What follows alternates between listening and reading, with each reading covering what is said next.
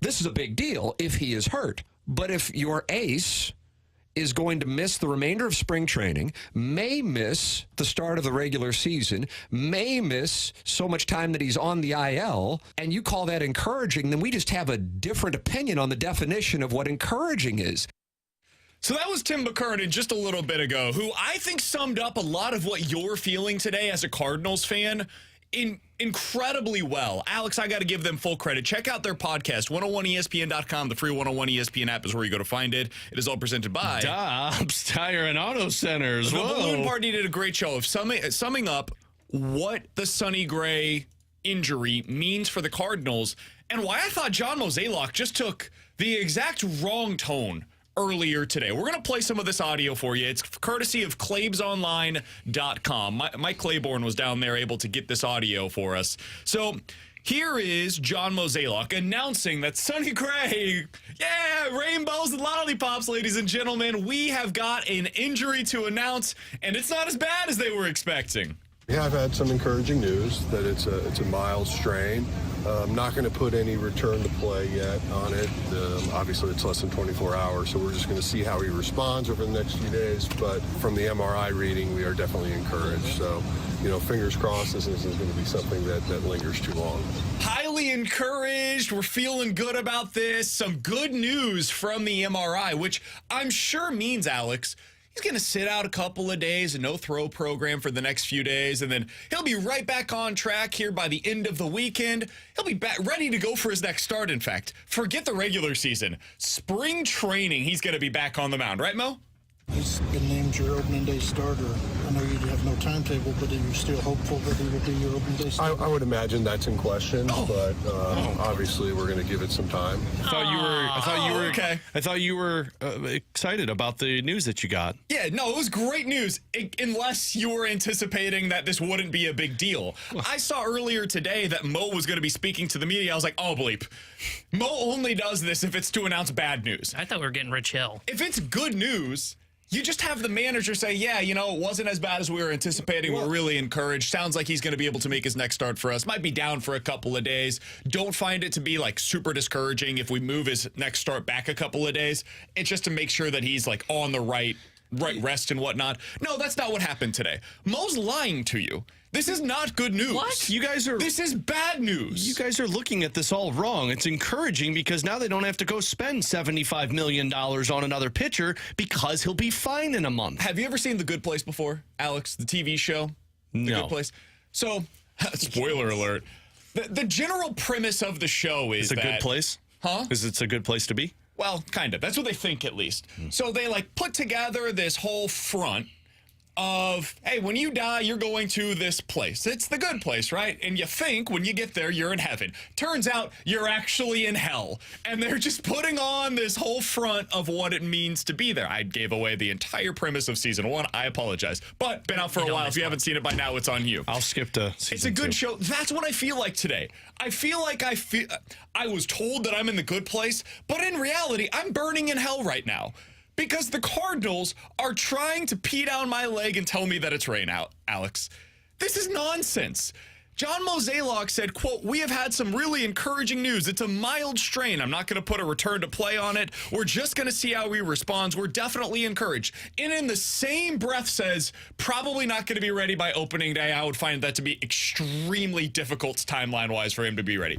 Alex, it is March 5th. Opening day is in more than 3 weeks from now. So what he's really telling you is, this ain't good. His hamstring has a slight tear in it, which is what a strain is, and he's going to miss some time. Mild. It's mild. They have been screaming from the mountaintops. The first month of the season is a gauntlet. We are super worried, guys. Thank God we've got Sonny Gray on our side. Well, now you don't. It's time to sound the alarm. Mo, I understand you're trying to be out here acting like everything's fine. It's not. It is officially panic time for you to figure out what to do.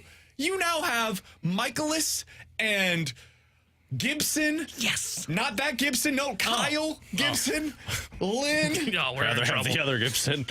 Matz is your number 4 starter as of today. Who's pitched one inning in spring training. Thompson or Liberatore, who they spent $25 million this offseason on 2 dudes that are the age of your grandparents, to be at the back end of your rotation, to not have them as a part of your rotation. Hang on, how old do you think my grandparents are?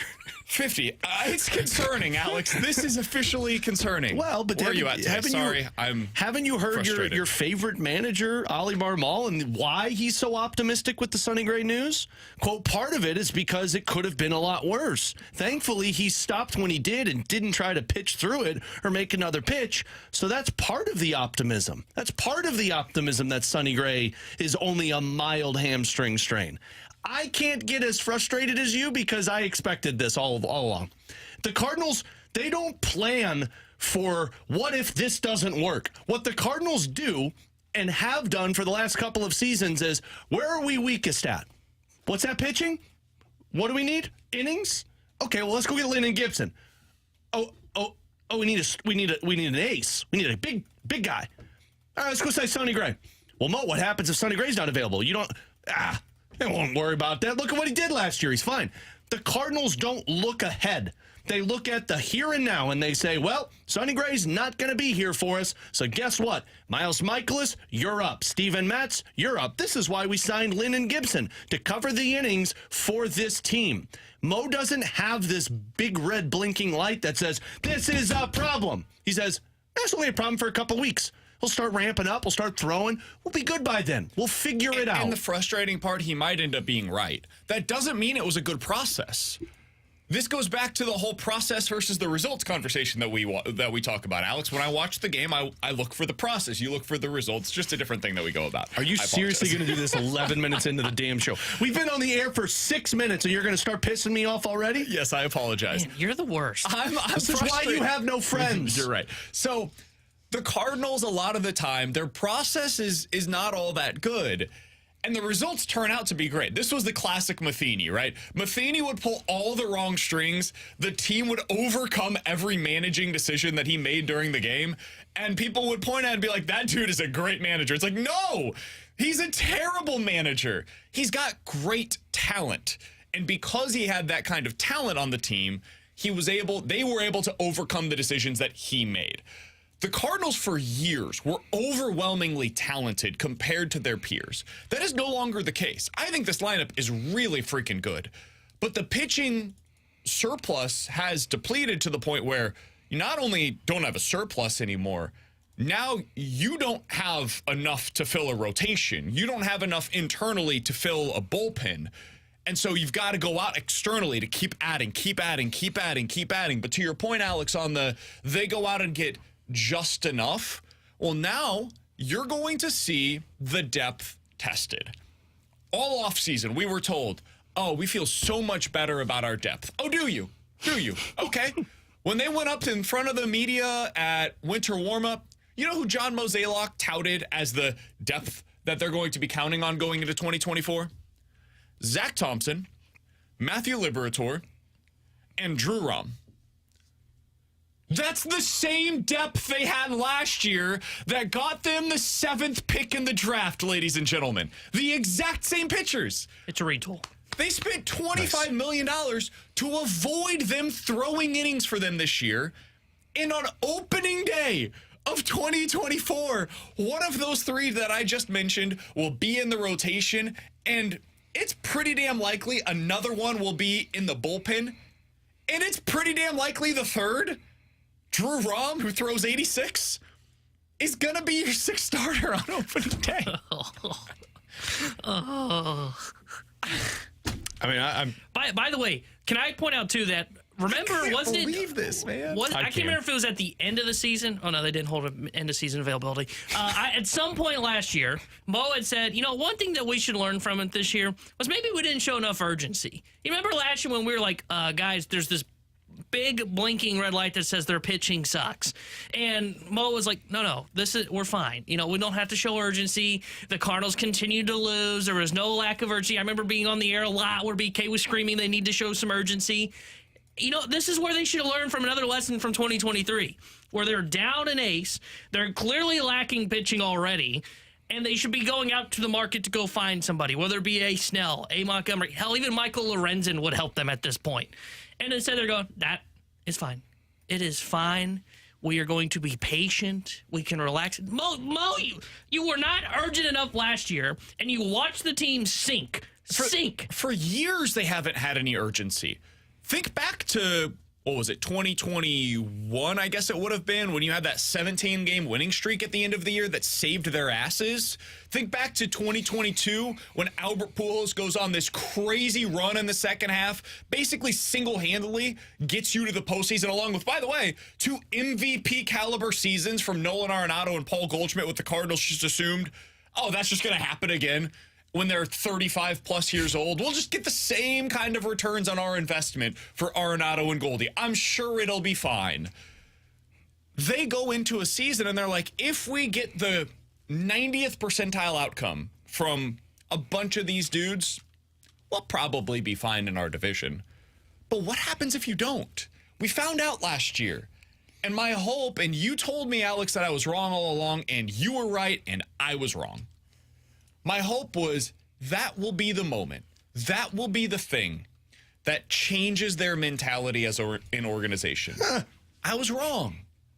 They have just kept on keeping on, and they are approaching things the same way today that they did last year, that they did in 2022, that they did in 2021, that they did in 2019.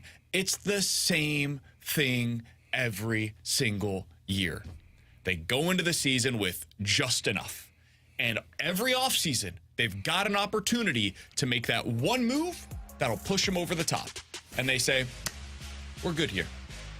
Other teams can do that. It is not for us. And coming up next, we are going to discuss those moves that they could make, that I would be legitimately shocked if they did make, and the one other team that is making those kinds of moves, that is extending themselves beyond maybe what they're comfortable with, and how you can juxtapose those two things to discern why one of those fan bases is thrilled with the way that their team operates and why our fan base here in St. Louis hates the way that the team operates. Talk about it next year on 101 ESPN.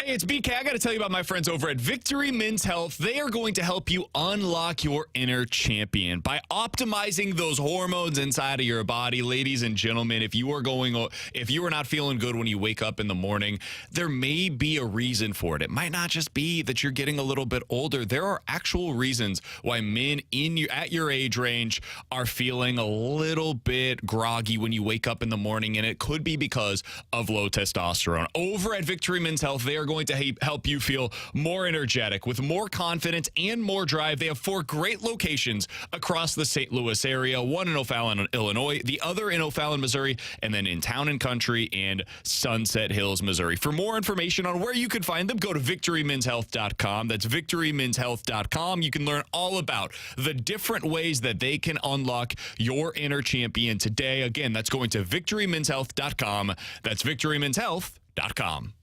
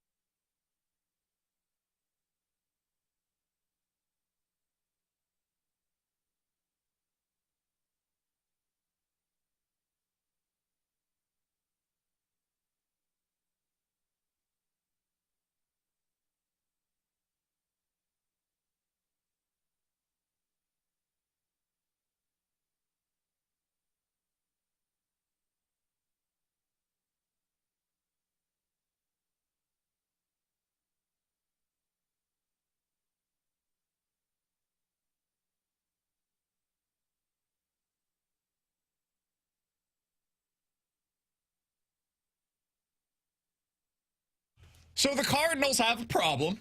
Their number 1 starter, really their only front-end starter on the roster, is likely going to be missing opening day. According to John Mozeliak, who spoke with the media earlier this morning, Sonny Gray has a mild hamstring strain. Now, to get rid of some of the jargon, that means he's got a slight hamstring tear. A strain is a tear, and then there are degrees of tears where it's like a grade 1, grade 2, grade 3, so a full tear. He does not have a crazy big degree of a hamstring tear, but he's got some kind of a tear going on in his hamstring, according to what the Cardinals said this morning. They say that this was, relative to expectations, encouraging news. I call nonsense, because encouraging news would mean, yeah, it actually ended up not really showing a whole lot of structural damage. It clearly did. And we'll see him back on the mound very soon. No, they don't have a return to play plan right now.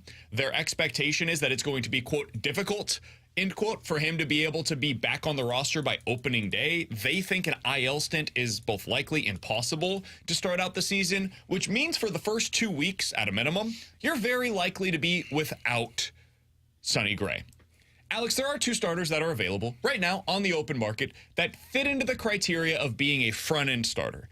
It's Jordan Montgomery, who the Cardinals know and liked, and it's Blake Snell, who the Cardinals don't know, maybe don't like. Sounds like they haven't had any kind of contact with him whatsoever this offseason, but the asking price for both of those pitchers right now is expected to be lower than it was at the beginning of the offseason, and in fact, some are suggesting Blake Snell could end up taking a similar deal to what we saw with Cody Bellinger in Chicago, which was opt-outs after every single season on a short-term deal. So that's where we stand right now. That's all the information. Now for a bit of a contrast in styles. Dave Dombrowski yesterday also spoke to the assembled media for the Phillies camp. And he was announcing an extension with one of his internal pitchers, Alex. This offseason, they kept one of their own in Aaron Nola. They kept him internal. And yesterday, they announced a 3-year deal worth $43 million per season for Zach Wheeler. He was asked by one of the media members, hey, what does this do for you guys? You have a lot of money that is being poured into this roster right now. Does that present some challenges? I found his answer to this question to be revealing in how the Phillies operate. Now think about, as you're listening to this, how the Cardinals would answer this kind of a question. There's a limit on how much we can do. It's not unlimited. But those will be questions I think we'll face more at the end of the year once we see how our season progresses. There are challenges because, again, there are certain parameters. But the way I look at it is, okay, we'll take those challenges when we know we can start off with the top of the rotation of Wheeler and Nola. Figure let's tackle that at the end of the year, and we'll see where it takes us. But sure, there'll be some challenges, but it's a good place to start. Imagine John Mozeliak being asked that question. Imagine it. And imagine the response that you get from him compared to what you just heard from Dave Dombrowski. Alex, I know you want to cook on this. I'm going to give you your opportunity to do so. When I think about the frustration today, my frustration is actually not so much with John Mozeliak. It's with the ownership. Because if you wanted to, you could go out and give whatever the contract is that Blake Snell is asking for right now. It's available, ready to go. But they don't have the money. Well, let me say this differently. They don't want to. That's the truth. They don't want to hand the money to Blake Snell. Could they? Sure. Would it go over budget compared to what they were expecting? Absolutely. Do I think the Phillies are probably over budget right now? Yeah. Do I think that the Padres were over budget in recent seasons? Sure. Do I think a lot of teams on a year-in, year-out basis go a little over what they were expecting to hand out because they believe this is our opportunity to win, or they believe this is an important season? The Royals are doing it right now. I can promise you they're spending a hell of a lot more than what they want to because they need a new ballpark to be built, and this is the way to get that done. Well, here in St. Louis, you don't need a new ballpark, but you need people to keep coming to the ballpark that you have, and the best way to do that is to put the best product on the field possible. And you can do that by adding one of the two remaining pitchers that's available. They won't. Not because they can't, because they don't want to. The problem that I have, and it's slightly John Mozeliak, but it's more the ownership side of it. The problem I have is that you don't provide any hope for your fan base. And what I mean by that is when you enter a season right now, and it's not just this season, it was last season, and it was the season prior. When you enter an off season, there is zero hope from the fan base that the Cardinals are going to get better. Coming into this off season, you guys gave me crap for being so jaded about it. Why are you so negative about the Cardinals? Well, you know why? Because I know how the president of baseball operation works. And look, the man is handcuffed. If you're not going to be able to have the funds to go out there and spend to improve your team, then there's not much else you can do. You're stuck where you're at. The other side of it, though, is that John Mozeliak did know what his funds were at the beginning, and the first thing he did was he went out there and he went after Lance Lynn and Kyle Gibson and tried to convince everybody that those were good moves for this Cardinals team. There's zero opportunity to hope. And I said this yesterday. It's hard for me to believe somebody in that high of a level with a team that you expect to be competitive can sit there and look at how bad you were last season and say, man, I'm not okay with that. I'm not okay with being bad and average for how long I've been a part of this Cardinals organization and how long this team has been successful. I'm not okay with looking at this roster and knowing, hey, if this happens right here, which is very expected because how old is Sonny Gray? 32? Yeah, something like 34? that. Yeah, just add 30 plus to every five starters. But it's very possible that a 32/34-year-old is going to break. And what do we have to cover our you-know-what with that? Another 30-year-old pitcher, another 36-year-old pitcher, a 37-year-old pitcher? The problem right now is, at least for me, there's no optimism with this Cardinals team. You could sit there and hope about Jordan Walker and Nolan Gorman. That's great. You've done awesome on the offensive side. But there's no way you're competing with the roster that you've put in place on the pitching staff. And I know that when something goes wrong, Cardinals are going to sit on their hands and say, well, nothing we could have done about this. We're just going to have to play this thing out and figure out how to get through it. We'll get through it and we'll be stronger at the end of it. That's a losing mentality. And again, I know I get a lot of crap for being so negative about the Cardinals team. Some of it's John Mozeliak not being brutally honest with people. The other side of it is you're not willing to spend money to give fans hope that your team is trying to fight for a World Series. Yeah, I mean, that's totally true. I couldn't argue with that At all. And I'm 100% with you. I think the problem, and I think to where part of this kind of runs into Mo, and I typically agree with what BK said, this is more of a ownership thing, is I've never had an issue with the way the Cardinals spend in terms of how much they're committing to payroll. I've had issues with the way it's allocated. And, the way that they kind of allocated those resources this offseason, they kind of made themselves vulnerable because they don't want to get up to the luxury tax threshold. They got about, I think it's $22 million, somewhere in that range before they're up to that first threshold. So you can't really go out and sign a Snell and a Montgomery the way that you're built right now. And the problem with it is okay, so because of the way they wanted to sign pitchers this offseason, they wanted the 3 old guys, and they wanted the fun guys in the clubhouse like Carpenter and DJ Crawford. But I look at it and I say, okay, why you allocate all these resources here? So now if this kind of scenario happens in spring training, you're stuck. And you probably shouldn't plan for an injury like that in spring training to where, oh, well, what if the market does fall to us? But now you're stuck if you're the Cardinals. And Mo kind of puts you in that spot, and now you need ownership to help bail you out, and they're talking through 2 different sides of their mouth. We've heard them publicly say how important the first month of the season is here in 2024. Okay, well, with that mindset, if an injury like this to Sonny Gray happens, your number 1 starter, who kind of rough timeline that we've been kind of trying to run through here, probably misses at worst case or best case scenario, like first 2 weeks of maybe the season. Well, then I look at it and go, okay, well, if this is such a urgent first month of the season that can basically say this sinks us, and if it sinks us, we may have to enter a retool, rebuild, whatever you want to call it next year, shouldn't you then be going out and be saying as ownership, hey, we're willing to go sign that kind of starter. We're willing to go sign a Blake Snell or a Jordan Montgomery to hopefully just keep us afloat until Gray is back. And then that way we avoid the worst case scenario, which is a failed first month like they had last year, and it completely sunk them. But unlike last year, if this season goes off the rails, I don't think there is no pivot to 2025 that says we're going to be competitive in 2025. We're going to add more pitching. We're going to do this. I think it is, all right, we got to trade Paul Goldschmidt. We got to trade Nolan Arenado. And that's where my frustration lies in all of it. 314-399-9646 is the Air Comfort Service text line to get involved in the show. You guys can always check us out on YouTube as well, youtube.com/101ESPN STL. That's where the graveyard is right now. The chat is off and running, as you would expect this morning. A lot of people on the text line are chiming in, and many of them are saying something to the effect of, guys, it's A, not known whether or not Montgomery or Snell would even be interested in signing in St. Louis, and B, it is a little bit premature to say that they need to go out and sign a starter when it could be as simple as a couple of weeks that we're going to be missing Sonny Gray. Let me address the first one first.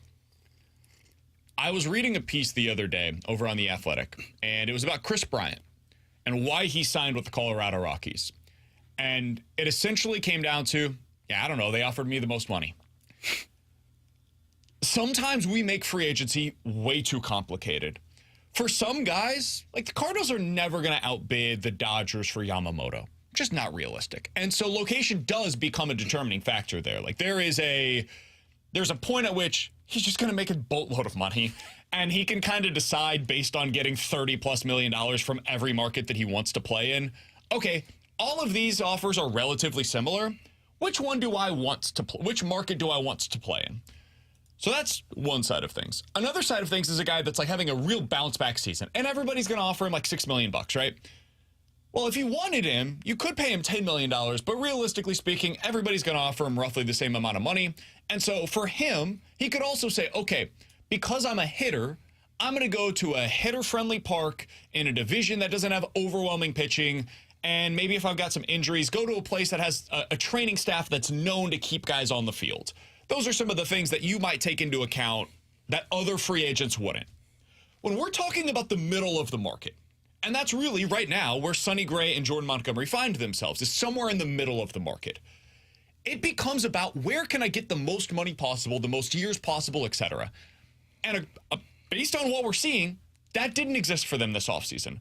So they're probably going to have to go to the market and get something similar to what we saw from Bellinger, which is a 3-year deal that can maximize their money, or it can serve as a pillow deal where they come somewhere, pitch for $25-30 million bucks, and then hit the market again next offseason when they're not tied to, for Blake Snell's case, for example, they're not tied to the qualifying offer, and maybe that will boost their value. Maybe if he has another good season, teams will look at him a little bit differently as opposed to more of the inconsistent nature that he's had in his career. Well, guess what? The way you do that is by spending money. So even if they didn't want to play here previously, you can incentivize them to do so. Alex, I'm sure you and your family don't want to move from St. Louis. There are a lot of reasons for that. Your entire family is here. You've created a home here. If a radio station called you today in New York and said, hey, Alex, we want to pay you $1 million to be the face of WFAN, you'd probably have a conversation with your wife about Absolutely not. I love 101 ESPN and everything about the city of St. Louis. There's a dollar figure where it starts to make sense for you to move. Right. Hell, what's your least favorite place you've ever visited in your life? Cleveland. Cleveland. Ugh. Cleveland calls and says, Alex, we want to spend $500,000 for you to be the new guy that is going to start a radio station here in Cleveland. And strangely enough, it's exclusively going to be focused on hockey. Like in Cleveland, we've got this big hockey.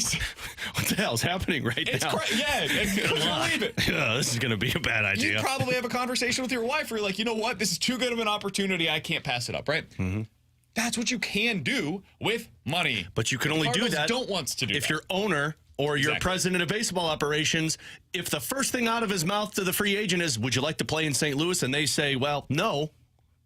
Cool. Conversation over. Mo doesn't start it with, hey, we're willing to talk with you about $4 or $5 5-year deal for $200 million. They start it with, oh, you want to be in St. Louis? Or it's like when you're trying to get the hot girl to call you and you're like peacocking all over the place and you're hoping that they see you and they call you up and they never call.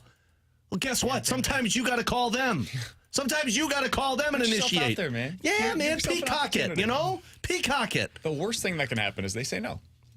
And in this or scenario, laugh at you. And I was going to say, I feel like there is a worse case, even worse scenario. Tell somebody to thrown in your face. Tell somebody to beat you up. Has a boyfriend that comes out of the bathroom and punches you in the stomach. Yeah. There's a lot of worst case scenarios than just saying no, man. Speaking from experience over here? No, I was 100% on all of my peacocking opportunities. So yeah, the Cardinals aren't going to make any moves, and they better be right. They better be right. It's going to be a long summer, guys. The depth is going to be tested, and it will become a situation where Matthew Liberatore, Zach Thompson, Drew Rom, they better get good returns from those guys, and more importantly, dude, Miles Michaelis better be back to 2022 form. If he's back to 2022 form, a lot of the conversation that we've had is totally nonsense, and they'll be fine. I'm skeptical. I'm picking up good vibrations. Hey, how about we hit end of the road? Coming up in 15 minutes, questions and answers, 314-399-9646. You guys can get involved in the show on the YouTube chat as well, youtube.com/101ESPN STL. And today, because it is such a big day, we are going to take some of your mic drops as well. The mic drop feature is on the 101 ESPN app. What was your reaction to the news today? That Sonny Gray going to be out for a little while, a mild hamstring strain. His opening day status is, at a minimum, up in the air. Very likely not going to be ready for that. What was your reaction when you heard that from John Mozeliak earlier today? We'll get to some of those coming up in the 12 o'clock hour. But next, Alex believes that Jordan Binnington is the reason why the Blues are in a retool, not a rebuild, and he will explain what that means for them next here on 101 ESPN.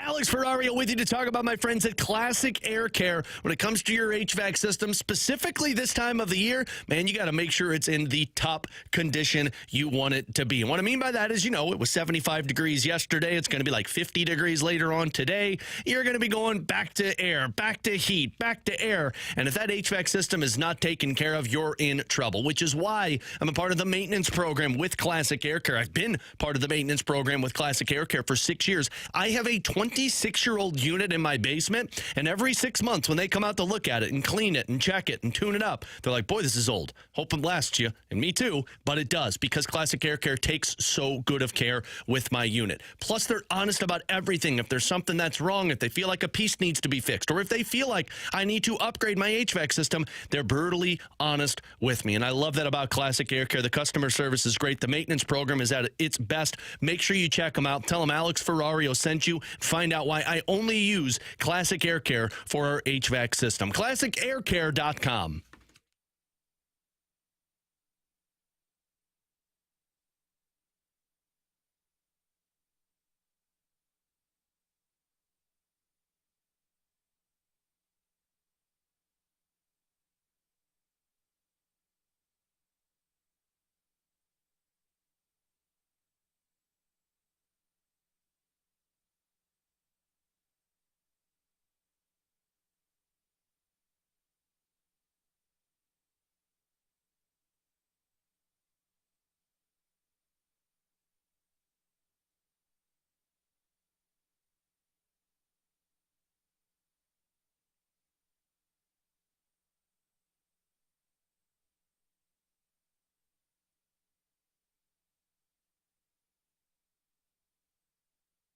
Tara Henderson here with a Sports Center update driven by Johnny Londoff Chevrolet and Johnny Londoff Autoplex. The Blues took down the Philadelphia Flyers yesterday in a shootout 2-1. They're back in action tonight as they visit the New York Islanders. Well, pregame coverage starting at 5:30 with Alex Ferrario, and then puck drop at 6:30 with the voice of the Blues, Chris Kerber. And Sonny Gray has been diagnosed with a mild hamstring strain, and opening day is in doubt, according to Cardinals President of Baseball Operations, John Mozeliak. Cardinals back in action in spring training today as Miles Michaels gets a start as they take on the Minnesota Twins. The Sports Update is driven by Johnny Londoff. Find your road job 24/7 at londoff.com, londoffautoPlex.com. Are you kidding me?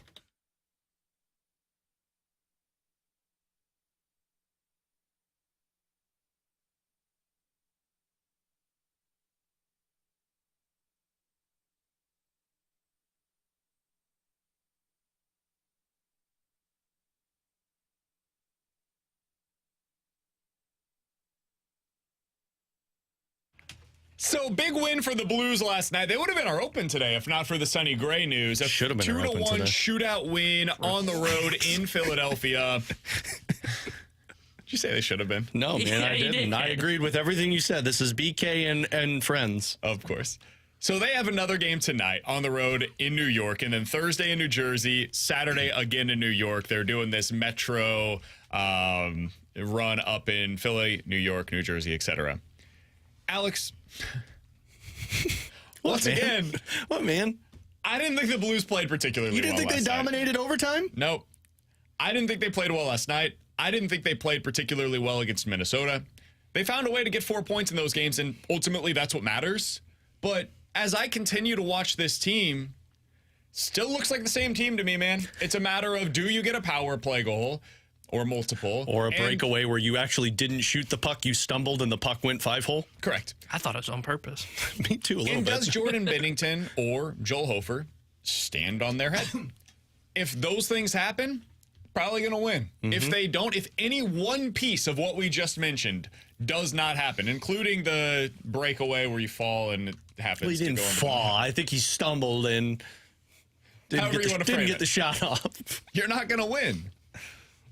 What do you make of this team right now? I mean, it's two words. It's Jordan Binnington. We've talked ad nauseum about the 5-on-5 play and how they need more goal scoring and their defense still isn't consistent. This is goaltending. I said this on postgame last night because I do my Ted Drew's 3 takeaways, and like at times I feel bad that I'm just using the same one.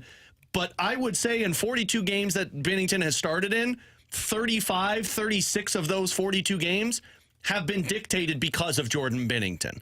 And I kind of hit the point last night where I looked at it and I said, you know what? The reason the Blues are in this position, the reason that this is a retool, and I know a lot of people push back and say it's a rebuild, the reason this is not a rebuild is because of Jordan Binnington. And what I mean by that is he's got 22 wins this season, and among goalies who have 20 or more wins, he's got the 5th best save percentage. And in terms of high danger save percentages, among goalies that have played 30 games, he is the best goaltender. So to me, what that says is if my team makes a mistake and the other team is getting an odd man rush, a breakaway, sustained zone time, I know my goalie's making that save. And here's why I believe it's a retool because of that. Teams that are bad, that implement younger players faster to try and get them into the NHL, if they don't have goaltending, those players hit a growth. They don't grow fast enough. They hit this stall where they're worried about making plays on the ice because if they do, it's going to be a mistake. And if it's a mistake, we're going back to the AHL. So they can't take chances and try and be who they were in junior hockey or in college and what got them drafted. And when I look at the Blues with Zach Bolduc and Matt Kessel and soon Jimmy Snuggerud and Dvorsky when he gets those chances, and even guys like Robert Thomas that have evolved into a superstar, if you don't have Binnington and those guys are making mistakes, we're all on the air talking about these guys being terrible and sending them back to the minor leagues. Whereas for the Blues, because you have Jordan Binnington, that gives you leeway to say, you know what, go out there and try something. Go out there and try and make the play. Go out there and try and do the highlight reel pass so that the team can have success from it. Now, I don't think you should do that in your game strategy. I don't think that should be consistent. I think this team needs to be more of a forechecking team, not a rush team. But Binnington provides you the opportunity to give your younger players leeway and put them at the NHL faster because you know he's going to cover up those mistakes that you have on the ice. So I was listening yesterday to the Fast Lane, and Jamie asked a question, or no, he just made a statement. Said the Blues are better right now than they were last year. And I was sitting in my car and I was thinking to myself, are they? Are they actually better right now than they were at this point last year? At least he's arguing with somebody, not me. Because if you look at the record, yeah, they're a little better. They're 18th in points percentage right now. At this point last year, they were 25th. Everything else through 61 games is roughly the same or worse. I think what's changed is the Western Conference is worse around them. I think the context in which you're playing, by being the same caliber of team, you are a slightly better results-oriented team. I also think that what you were talking about is totally true, Alex, and it can steal you more games. You're getting better goaltending. You're getting contributions from Jake Neighbors, Robert Thomas, and Colton Parayko that are at times elite for their respective positions, for their respective skill sets. I was looking at Jake Neighbors the other day and what he's done as a net front presence. 95th percentile in the NHL in terms of being a net front presence. Shots on goal from right in front of the net. That's outstanding from a guy his age. That is his size. It's not something you expect, but he's done it. And he's filled in not only capably, but at an exceptional level. But when you look under the hood, man, you're looking at Corsi rating, exact same this year as it was last year at 5-on-5. Shots for percentage, exact same this year versus last year at 5-on-5. You were outscored last year at this point in the season by 21 goals at 5-on-5. This year, you've been outscored by 20 goals at 5-on-5 at this point in the season. If you're looking at expected goals, you're actually slightly worse this year than you were a year ago. The biggest differences are save percentage, and that's kind of it. A little better on the PK. Actually, surprisingly, a little worse on the power play over the entirety of the season. They've been great under Drew Bannister in that regard, but they were so historically bad under Craig Berube that when you put it in terms of the entire season, they've been worse through 61 games on the power play this year than they were last year. So I think last year's team was actually slightly better than this team. I think the conference was a little better a year ago. And I think the most important takeaway from this is you now have building blocks. I'm pretty sure Colton Parayko can be a top pairing defenseman now. I'm pretty sure Jordan Binnington is back to form, and I think his mentality has changed from what it was over the last couple of seasons. I'm pretty sure Robert Thomas now is a #1 center. I'm pretty sure Jake Neighbors is a top 6 forward for you. Those are things we couldn't have said last year. Last year was about, if this thing doesn't work, you got to sell off all of your assets. So I don't know that they're better, but I think they're better situated for the long term. Yeah, I mean, big picture, I think they're the exact same team, but like if you go into it with a little bit of a microscope, the goaltending has been night and day better than what last year was. Absolutely. And I'd argue the defense has improved. I'm not saying the all-around team defense. I think the forwards are still a liability. I think defensemen have been better than what they were because you're not seeing those backdoor tap-ins that Binnington doesn't have a chance on. But really, if you even go further with a microscope on that, BK, I would say Colton Parayko and Nick Leddy have been better than what they were last year. Torrey Krug was good in that span with Matt Kessel, but Krug and Falk have not been at the level that I thought they were going to be, and then your depth has been your depth, although Marco Scandella has improved. But, like, I think your defensemen have been better than what they were last year, but your team is, to me, the same team. In fact, I think they're worse on the offensive side. 5-on-5, you are not generating anything. Like, nothing right now. You have 3 20-goal scorers, and we are almost 20 games left to go in the regular season. That's different than what we thought this team was going to look like. So, yeah, I think this all comes back to Jordan Binnington, and when you say they're better, it's because your goaltender is an elite goalie. The Blues back on the ice tonight. I would assume that it will not be Jordan Binnington in net. It would be. My guess is it'll be Joel Hofer. They get things going with pregame coverage at 5:30. Alex will bring you that right here on your home of the Blues 101 ESPN. Puck drop coming up tonight at 6:30. Blues versus the Islanders here on 101 ESPN. Coming up next, questions and answers here on 101 ESPN.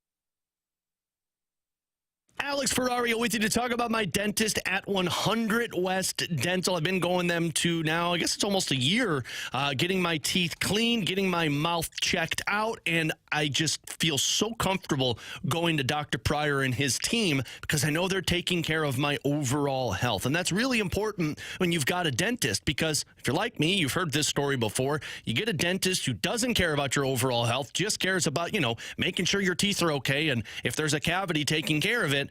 Well, they miss other things, like a tumor in your mouth, and you lose 7 teeth, you have partial lip damage, and you have a ton of medical bills. Don't get in that scenario like me. Make sure you're with the right dentist that's checking everything. The preventative procedure is the important part, and that's what Dr. Pryor and his team, they look for early detections. They're checking out your gums, the strength of your teeth, the strength of your overall oral health to take care of your mouth in the long run. If you don't have insurance, you can make sure because at 100 West Dental, they've got a membership discount plan that can take care of everything you're looking for. And check out the Invisalign package. They have $1,000 off of it if you mention my name. Schedule online, 100 West Dental, 100westdental.com.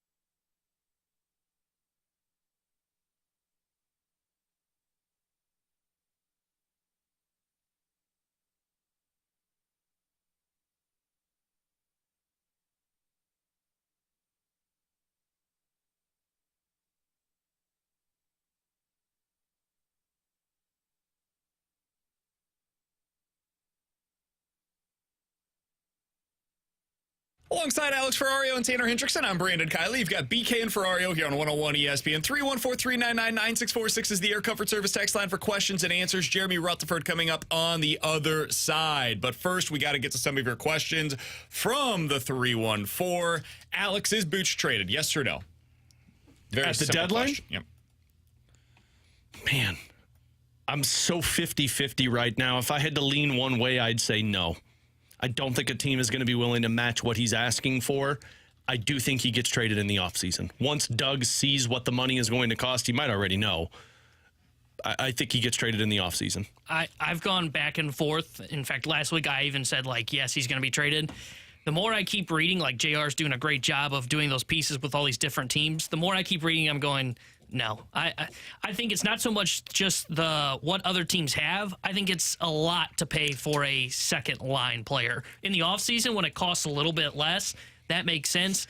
At the deadline, you get a little bit desperate. I don't know if anybody's going to do it for a second-line winger. This is why, if they make a move, it's going to be with Carolina. Because what you just said, they don't want to, that's a lot to pay for a second-line winger. He's a top winger for Carolina if he gets traded. He is on their top line playing with Aho and Svechnikov. I do believe there will be a surprise trade on Friday by the Blues. I do believe. And I don't know if it's Booch. I don't know if it's another player. Parayko? No, it's not going to be Parayko. Everybody just shut that thing down. Somebody on Twitter just decided to say, people are calling about him. Cool. Great reporting there. They should be calling about him. Yeah, everybody should be calling about him. They should be calling about Binnington, too, and Robert Thomas. They should be asking about everybody. I'm serious. If I'm another team, I'm like, hey, did the Cardinals willing to give up? Did the Cardinals put you in blow-it-up mode for St. Louis sports? No, the Blues should not be listening on these offers. But people should be calling. Yeah. You're not doing your job if you're not at least finding out, hey, can you maybe see what's going on here with Colton Parayko? Yeah, and if I'm Doug Armstrong, I'm going to say, yeah, cool, send me Leon Draisaitl. There was a piece earlier today on The Athletic about the importance of right-handed defensemen in the NHL and how they're really difficult to find. We've got two of them. And the Blues have a guy in Colton Parayko who is long and strong, and he is a number one defenseman for you right now. I'm long and strong, too. Hold on to that. All right, from the 314, guys, another game, another 8 minutes for Zach Bolduc. Is it time to send him back down to the AHL to get him more opportunities? No. I do find the ice time to be a little frustrating with him right now. I find a lot of the decisions by Drew Bannister in games frustrating. Some of the pairings that he does just is odd to me. I know what they're doing, and Bannister even said it to Curves. There's a little bit of protecting Bolduc. You don't want to put him out there for 16 minutes, especially in a game like that where everybody's turning the puck over and it's turning into rush hockey. You want him to understand what they want from him, and it's never a bad thing to get a taste of the NHL. I believe you keep him up here because come Friday, if somebody is moved off of your forward group, he's going to be back up with you. So let him learn, let him figure out what the ups and downs are of the season, because by next year, I think you're going to be relying on him more 12, 13, 14 minutes a night. All right, last question, because we've gotten this from a number of different people from the 636. Guys, why will you not talk about the Cardinals signing Trevor Bauer to increase their pitching volume? And why do you think that they won't do it? You could sign him at the league minimum, and it would be easier for them to do than Snell, Monty. You guys mention them all the time, but never Trevor Bauer. I'll say this one more time. I have said it in the past. You can get my extended thoughts on one of the podcasts from, I think, 2 weeks ago. Trevor Bauer has not been fully cleared. I understand that with one of the cases, he has settled that. And he believes that has made him free and clear to sign with any team in Major League Baseball. He's got some other problems, one of which is a court case that is expected to take place this June in Arizona, where he might be asked to stand trial. In doing so, he will have to make public statements about a sexual assault case while employed by a Major League Baseball team. Teams are not going to sign him when that is potentially on the horizon. Whether you agree with that decision or not, that is for you to decide. But why are teams not signing Trevor Bauer? That is one of many reasons. Others are what he's been accused of. Again, you can agree or disagree with that. That's fine. Another one is because Trevor Bauer rubs a lot of people the wrong way. Some of his teammates really like him. Others think he's really kind of a frustrating guy to be around. So when you add all of these different things up, and he will talk. He's like having, I don't even know a good comparison for this, and I don't want to compare anybody else to him, but it's a difficult proposition for teams because he's going to talk, and he's been accused of things, and he's still got one case that is outstanding in the state of Arizona. add all of that up. That's why we don't bring him up, because it's not realistic. The Cardinals have said flatly, when asked, we will not be signing Trevor Bauer, right or wrong. All right, coming up in about 15 minutes, we're going to dive into some NFL quick hitters, including, I think we are overlooking just how crazy it is that the Broncos are already moving on from Russell Wilson, and we all agree that it is the objectively correct decision. We'll get into that coming up in 15 minutes. Jeremy Rutherford is next.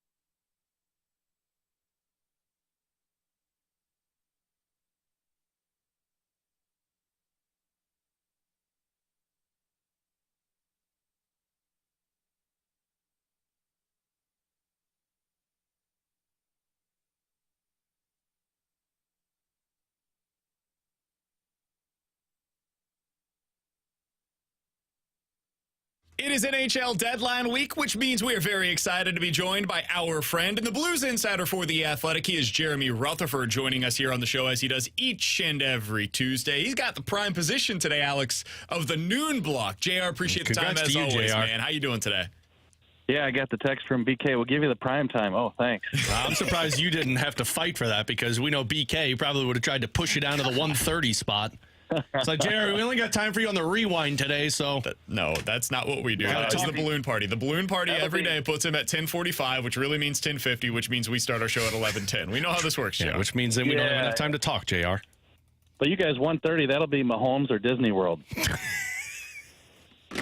We're talking about the NHL having a problem with firing coaches today, good sir. Jaron, who do you think would want to talk about Disney World or Patrick Mahomes? Well, one of the three. All right, there's a lot going on right now in the NHL. Let's go ahead and talk about it with JR. JR, is Pavel Buchnevich getting traded at this year's deadline? Yes or no? You know, if you're going to make me say one or the other, I say no. I say that Doug Armstrong has been listening. You know, we've reported that at The Athletic. Pierre LeBrun had a piece yesterday where he got the sense that the Blues are listening, but the price is high. And so if you got to pick one or the other, if you're going to talk about a big trade like that happening before Friday, could it come together for sure?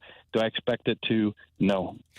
With that being said, Jerry, you've done great pieces with Edmonton, with Vegas, and I know you did a kind of, with fans offering their trade proposals and who says no.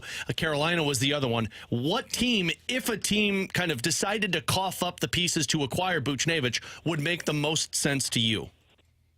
Well, and that's the thing. You know, we're trying to analyze this every way possible, right? And so Edmonton's a team that's been interested in Pavel Buchnevich. Vegas, I believe, has some interest too. You mentioned Carolina. So we put out the stories talking about, okay, let's look at these teams. What does Edmonton have to offer? What does Vegas have to offer? And compare that to what we believe Doug Armstrong would be asking for. And we really do believe that the price for Pavel Buchnevich, with 1 year left on his deal, as we've been discussing, is a first-round pick and likely another equivalent of a first-round pick. So is that like last year where you get a former first-round pick from Vegas and Zach Dean and that Barbashev trade? It could be. It could also be an established player who isn't Buchnevich but tries to help you be competitive for the next couple of years, and it could be another prospect. So that's why I think this ask is going to be big. That's why I think that it likely won't happen. And I think that there are a few teams that we mentioned that those are the teams that would be interested. Jeremy Rutherford is our guest here on 101 ESPN. Jared, what other players do you think are in play heading into the deadline from the Blues? Well, you know, you look at the group that they have, and the way I see it is Doug Armstrong knows what kind of team he has. He knows likely what he's going to do here at the deadline. But the only name that really comes to mind that they could move at this point is Marco Scandella. And that's if Doug says, hey, listen, we know we're 5 points back the wild card. We know we got a game in hand on one of those teams. We still think we could make the playoffs. But, you know, this fourth-round pick could come in handy. Perhaps he could package it. You know, Marco Scandella is not coming back. We're going to give that ice time to somebody else. If those are the things that he's saying to himself, I could see him making that trade. So, you know, I'll keep this conversation just to those UFAs. You know, I don't think that Blais has any value. I don't think that Kapanen does. If he does, that's just a team taking a flyer. And I think maybe a team could want Sundqvist, but I think that Sundqvist is a guy that you might want to re-sign on the cheap and bring him back next year. So right now, to me, if you're not moving anybody with terms, so rule out the Binningtons, the Buchneviches, those guys, I'm looking at Marco Scandella. So, JR, help me. I've been trying to swat these quote-unquote rumors down like Dikembe Mutombo on the basketball court. Like, help me shoot down this Colton Parayko stuff. It's not going to happen. Well, I think that Colton Parayko is a foundation player for the Blues right now. And people are going to argue with that. People are going to say, and believe me, Tanner and I were just talking about it, the text line, the Twitter, you know, it's lighting up right now, that he's playing his best hockey, and now is when you move him. I think that Doug Armstrong has made it clear that he wants this team to be competitive for the next couple of years. They don't want to go into a full-on rebuild.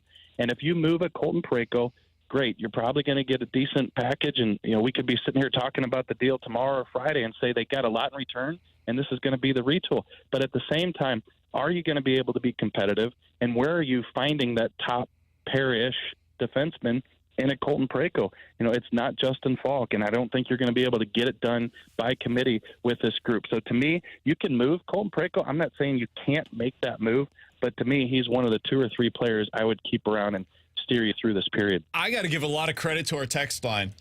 I have not seen much of the Colton Parayko stuff on our text line. I've seen it on Twitter a decent amount, but our text line has not brought him up very much.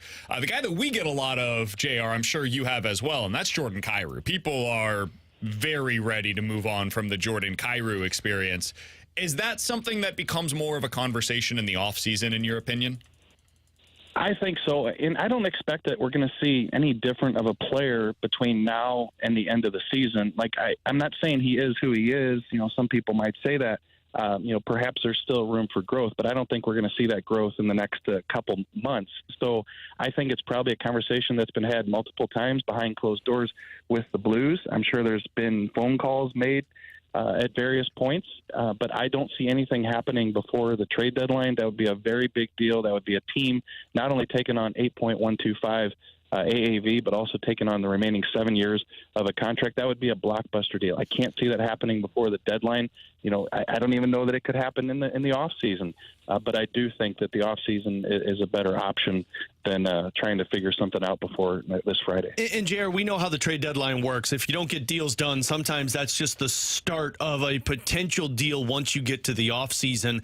How much pressure do you believe is on Doug Armstrong to change the look of this roster before they start next year? A ton. And I don't want to state the obvious here. I would say the most pressure that Doug Armstrong has faced in his 10-plus years on the job. And I think that you can talk about the early days. Yeah, but that was fresh. There weren't expectations. People were hoping that they could get things under control and on a track where this team could be winning and sustainable for several years. That did happen. I think there was a lot of pressure in 2018-19 on Doug Armstrong. That team was not performing, and it was a lot better than the record showed. And everything came together, and they won the cup. And then you had the honeymoon period. Well, the past couple of years, there have been a lot of questionable decisions with the contracts. That has led to Doug having his handcuffs on, not being able to make a lot of moves, which has led to the roster slipping and the team slipping in the standings. So I look at Doug Armstrong's career in St. Louis, and congratulations to him getting to 800 victories last night as a general manager in the National Hockey League. But I think right now he faces the stiffest challenge he's ever had as general manager of the St. Louis Blues. Do you think there's any specifics put on what he does this offseason, JR, in terms of turning this team back into a forechecking squad rather than a rush team? Joey and I talked about it on pregame last night. It feels like the team's success comes from a forecheck, and they don't have a full group of players that want to play forechecking hockey. Yeah, and that's the problem that they're in, and I agree with you. Like, would they ever go back to a full-on 2019 four lines, waves coming at you, forecheck team? I don't think they're going to do that. I don't know how they can when Robert Thomas is a budding star who's one of the best transition players and zone entry guys in the league. And then you have Jordan Kyrou. Is Jordan Kyrou going to be here? Well, he's that type of player too. So, are you going to mold forechecking lines, second and third lines around those guys? And so you got a top rush unit, and then you have 2 or 3 forechecking. I guess you could. It'd be difficult to do.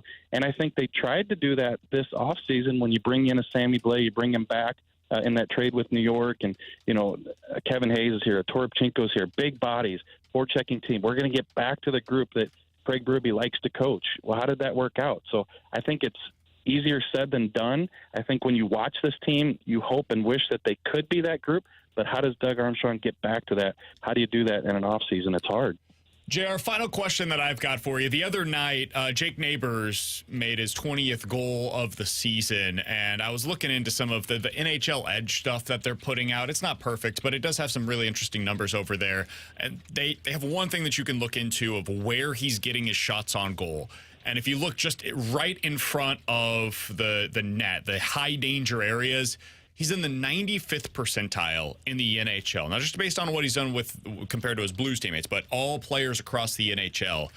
He is 21 years old. He now has 20 goals this season. JR, you've been covering this team for a really long time. Can you put into context what you're watching right now with Jake Neighbors?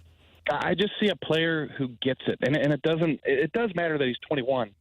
Don't get me wrong, but his maturity is beyond those years. Anybody who's spoken to him or you do an interview with him, he's mature. So, Jamie Rivers has said this a lot of times, and I agree with it. If you have the answers to the tests, write them down. Jake Neighbors has those answers, and he knows what to do. He knows, like, when I talked to him at the start of the season, guys, he wasn't taking anything for granted. When I talked about, okay, no more Springfield shuttle, you're playing here in the NHL, and he's like, not necessarily. I mean, they could easily send me down. This is a team that I know I can help, but I need to do the things that they want to see so that I can stay here. And he's not just talk. There's a lot of players, we've all talked to him, guys, that they'll tell you what you want to hear. They'll tell you what the fans want to hear, and then they don't go out and do it.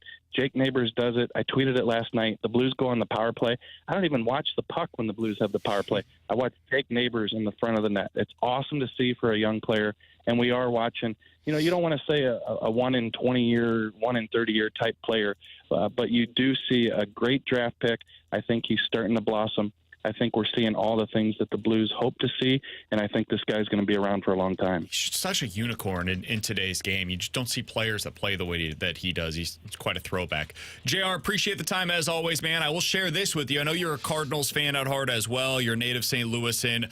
They have received their first home run of the spring training. Who did it? My goodness. Ladies Matt and gentlemen, Carpenter. Paul Goldschmidt went yard. Home run off of Chris Paddock.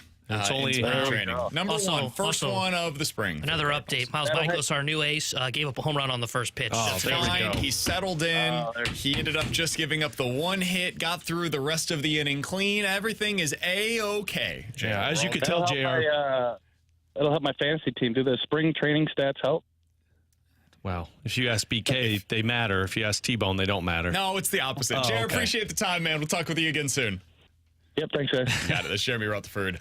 Read all of his great work, especially the week of the deadline. I mean, you mentioned it, Alex. He's been doing amazing work. He put together a piece with the beat writer for the Vegas Golden Knights on, hey, would it make sense? What would the package look like? How would a deal get done between the Blues and Vegas for Pavel Buchnevich? Did the same thing as well for Edmonton. My reaction reading both of those pieces was basically like, I think it makes a little more sense for Vegas than it does for Edmonton. See, I felt the other way. Oh, interesting. I don't like anything that Vegas has to offer. I'm not sure I like anything from Vegas for the Blues, but for Vegas, I think they make more sense. It's just really hard cap-wise to make it work for Edmonton. I think there's too many different things that they would have to get done.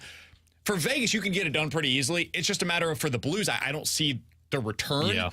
I continue to believe that if this thing gets done for Buchnevich at the deadline, it will either be with Carolina or a mystery team that we haven't really talked about so far. I don't see a mystery team coming. I think Carolina is more of an offseason move to where, they don't want to pay the price, but they know they can't sign Martin Necas, so see what they can do with this team. And if not, then go after a Buch and trade Necas and trade one of your prospects. I'm telling you, I like this kid, this Alex Nishkin, this defenseman who's got top pair potential for the Blues. They're the team that makes the most sense. It's just a matter of, are they willing to eat it?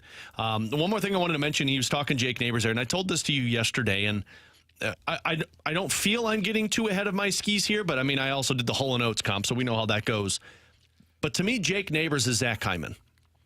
And if I watch Zach Hyman play, Zach Hyman is I think that's a ceiling. Yeah, that's what I mean. Like, when you're talking about where he could be, 30 to 40 goals. And I know that's outlandish to say, but Zach Hyman was only a 20-goal producer at best with the Toronto Maple Leafs. By the way, this is why I want to see him up on that top line. But that's what I was going to say. He was playing on a line with Nylander and Matthews, two guys that are not playmakers. He goes to Edmonton to play with a playmaker in Connor McDavid, and he's a 40-goal scorer. Jake Neighbors should be on the top line, and I would tell you that, I mean, Zach Hyman's 31 years old right now. Jake Neighbors, within 3 years, is looking at an opportunity to be a 30 to 40 goal scorer because of how he plays. All he does is parks his ass in front of the net. Yeah. And gets the high danger shots on net. And the dude isn't even into his man weight yet. Like, he's still 21 years old. He's our size. Like, he's a little bigger than the two of us, but he's our height, roughly a little bigger than the two of us. I mean, we're not talking about a dude that you look at, like, when Pat Maroon walks into a room, you're like, that guy plays hockey. When Colton Parayko walks into the room, you're like, hot damn, that guy, I bet you that guy's a really good athlete. when Jake Neighbors walks into the room, like if you went to Urban Chestnut or some random bar in St. Louis and Jake Neighbors walked in, most people, if you didn't know what he looked like, wouldn't assume that guy's a professional athlete. But he's a stud. And it's so refreshing to hear the way that he talks off the ice, see the way that he plays on the ice. It's just a breath of fresh air given the way that the game is translated. And I like watching the modern NHL. I enjoy the speed and the skill, but you do still need players that play the way that Jake Neighbors does. You need that as a complementary piece to guys like Kyrou and Thomas and Buchnevich and so on. And when people hear you say, Alex, I would assume Austin Matthews, William Nylander, not necessarily the biggest playmakers. What Alex is talking about is creating for others. Yeah, they're the shooters. They're guys that will create for themselves more than they will create from others.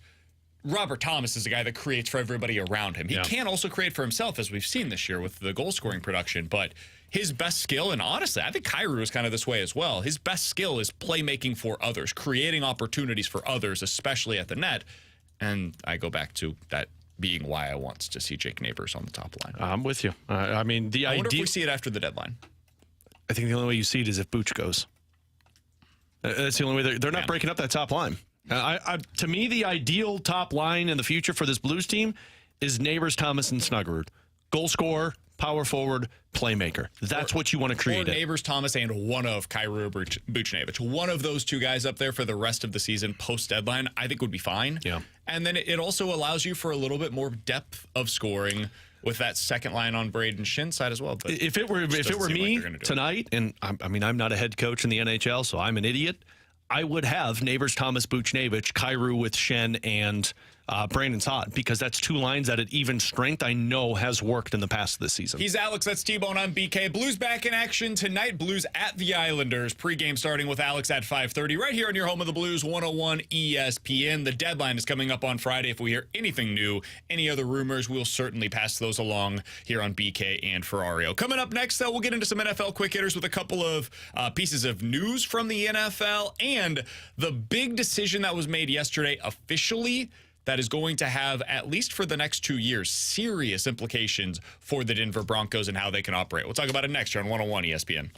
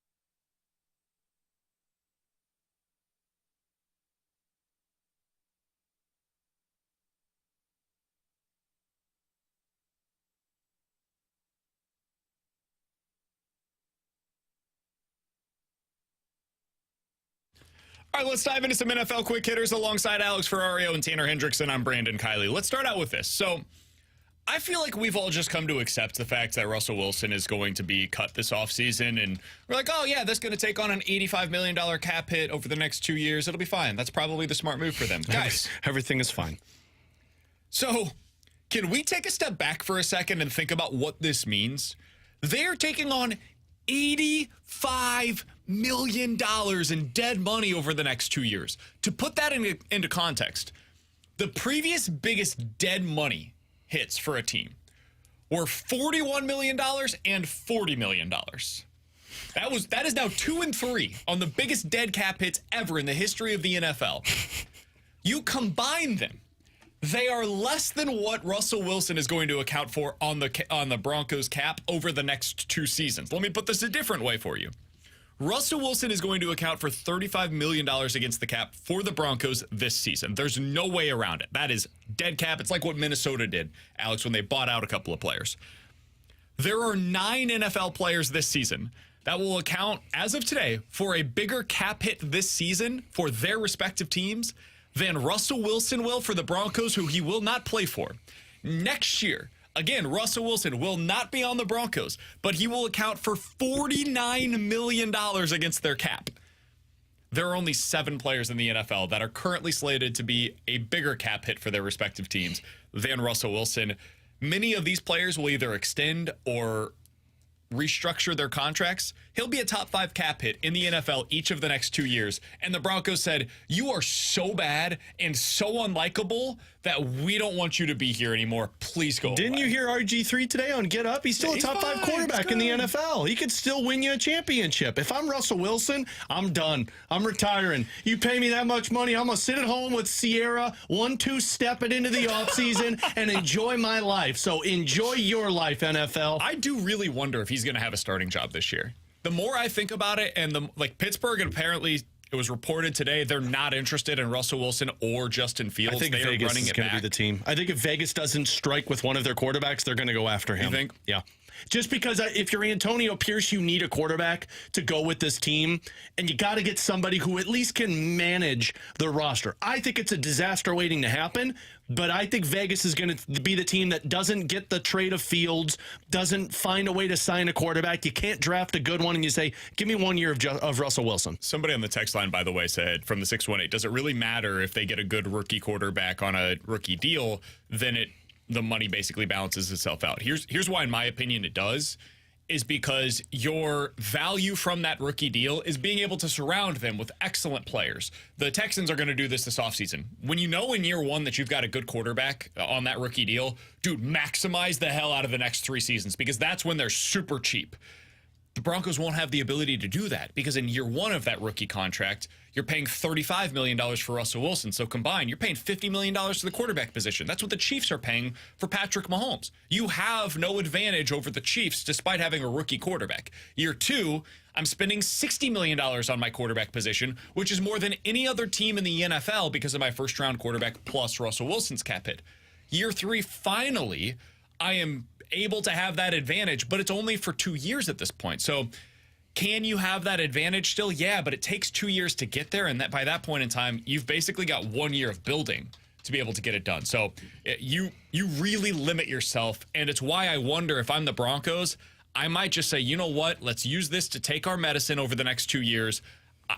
I know they will probably take a rookie quarterback in this year's class. They might be better suited to sit out and try to continue to build the team around whoever the next quarterback's going to be for them. Yeah, Sean Payton can't help himself. I know. Sean Payton, in fact, is probably going to trade up to get J.J. McCarthy, and then it's going to be Yeah. Yeah, they are a team that, even though they brought in Sean Payton for stability, I don't think he's added any of that. In fact, I think he's been I wouldn't say he was as bad as Nathaniel Hackett. That was a ish show. But I wouldn't say it's been much better with Sean Payton at the helm, if we're being completely honest with ourselves. Not yet.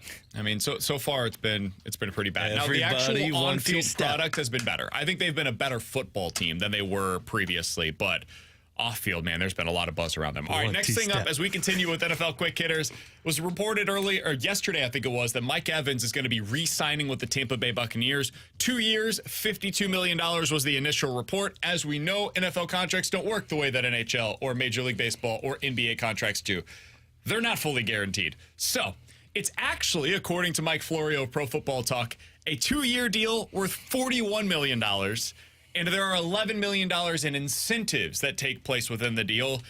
His 2024 salary, fully guaranteed. Next year, it's like $8 million that's guaranteed. In other words, Mike Evans got a 1-year deal with a team option for the second year. I'm surprised that he signed this prior to free agency, man. What this suggests to me, Mike Evans really wanted to be back in Tampa Bay, and it meant something for him to play the majority of his career in one place. I'm pretty shocked he couldn't get more than this on the open market. I feel like there had to have been teams that were willing to give him more. Oh, yeah, I guarantee there were teams willing to give him more. And I respect Mike Evans for doing that. I think that's awesome when a guy says, I want to play my career in this place. And, I mean, especially if you don't have a shot at a Super Bowl, because, I mean, regardless of what you think, but Baker Mayfield and Mike Kansas City wanted him. No, well, that's what I'm saying. Like, you didn't have a chance to win a Super Bowl. Tony who? Kadarius. Oh, no, they don't, actually. Kadarius isn't on the team. Oh, that sucks. He's on the team, but he's not on the team. I respect guys that say, I want to try and get it done with this team rather than go elsewhere and just get a title. So good for him. Now, after this 1-year deal or 2-year deal, whatever it is, it ain't going to be as much of a homecoming with Mike Evans. It's going to be, I got to get a Super Bowl before I call it a career. Yeah, I'm surprised by it because I think there would have been a market for him. And I guess it is that whole notion of I just want to finish my career with a team. And to Alex's point, I respect the hell out of that. But if I'm also him, like, if you have a bad year, why don't you just sign this contract before you actually know what the solution is at quarterback? I'm assuming they're telling him Baker's coming back, but I don't really know if that's the case. They may be looking elsewhere for a quarterback position. And if the relationship does sour in a year, well, his numbers maybe go down the toilet because they don't have an answer at quarterback. So, I don't know. I found the deal very surprising, especially when we saw that report come out that it was basically a 1-year deal. I would have thought he could have gotten a better deal than that. And even from Tampa Bay, honestly, if he wanted a better deal, I thought he could push Tampa for a better deal. All right, next thing up, there's a piece right now over on ESPN.com about Kirk Cousins and why they believe the end is near for his time in Minnesota. They believe he's going to be leaving the Minnesota Vikings this offseason. Everybody seems to be indicating now he's going to be the next Atlanta Falcons quarterback. When you look back at his time in Minnesota, would you say it was a success? Because a lot was made of who Kirk Cousins is. They can't win the big games, all these different things, the money that they had to pay for him. Alex, would you consider it a success for Kirk Cousins and his time in Minnesota? Absolutely not. I mean, what do you got to show for it? I mean, you don't even have a Super Bowl appearance to show for it. I mean, most teams don't, though. Understandable, but if I'm paying that much money to my quarterback and have the pieces that they had, where you had Dalvin Cook for a little bit, who was the best running back in the league for a short time. You had Justin Jefferson, and you got nothing to show for it. I mean, you don't have an MVP to show for it. You don't have a Super Bowl appearance. No, I would say if I'm Kirk Cousins, I'd feel like it's a success, especially if I get all of my money from Atlanta. But if I'm Minnesota, no, that was a failure. I think it was. Really? Relative to expectations? Yeah. Like, I think we sometimes undervalue just being pretty good in the NFL. It's hard, man. It's hard to win football games in the NFL. And for 5 years, he made them relevant. He made the Minnesota Vikings into a team that every year we came into the season and we're like, yeah, they're probably a 10-win team, somewhere around there. They're probably going to make the playoffs. Now, they only made it twice. And so if I'm going to argue the other side of things, it is that. And last year, them going 13-4, 2 years ago, I guess it would have been, and losing to the Giants, that was embarrassing.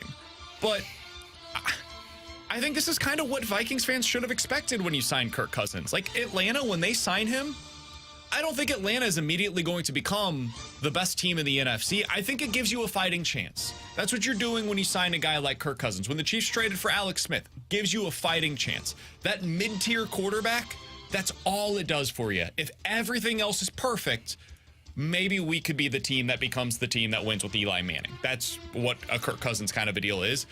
I would say it was a success, given what the expectations were. See, I would agree with Alex. I don't think it should be viewed as a success. Because even though I totally agree with he's just a mid-tier quarterback, I would still expect him to go better than 1-2 in the playoffs. And the fact that he didn't have as much regular season success is a little surprising to me. And I felt like he always got, until I would say last year, 2 years ago, he played kind of at like an MVP level for a big stretch of the season. Otherwise, I thought it was an overpaid. And look, I felt that way about a lot of quarterbacks now that the mid-tier quarterback contract is gone. But I felt like it was disappointing. I think when you brought in Kirk Cousins for Minnesota, you expected to be in the playoffs. Though, yeah, they were, I guess, technically relevant because we always said they could be a 10-win team. The fact that he won 10 games twice tells me it was underwhelming for the Minnesota Vikings. Especially when you had the 1-2 punch for the last 4 years of Justin Jefferson and Kirk Cousins. Yeah, I would say most of that, though, is because of the defense. 29th, 24th, 28th in points per game. But you can't upgrade your defense if you're paying your quarterback the amount of money you're paying them to be a difference maker. More than fair retort. More than fair. And that is part of what makes it difficult to build around a guy like Kirk Cousins at that salary. I do respect him, man. Hey, if you're telling me get that money, you'll pay me $40 million a year to be super average at my job, I'm going to accept it. I'm not going to tell you no. I am making the bare minimum, right, guys? 15 minutes, T-Bone has a junk drawer story for us. But coming up next, the Cardinals know the first month of the season is pivotal, but is the team actually ready for it? We'll talk about that. Hear from some of you guys. The Mic Drop feature on the 101 ESPN app. What is your reaction to the Sonny Gray news from earlier today? Optimistic is what the Cardinals are saying. Pessimistic is what their actions are telling you. We'll talk about it next year on 101 ESPN.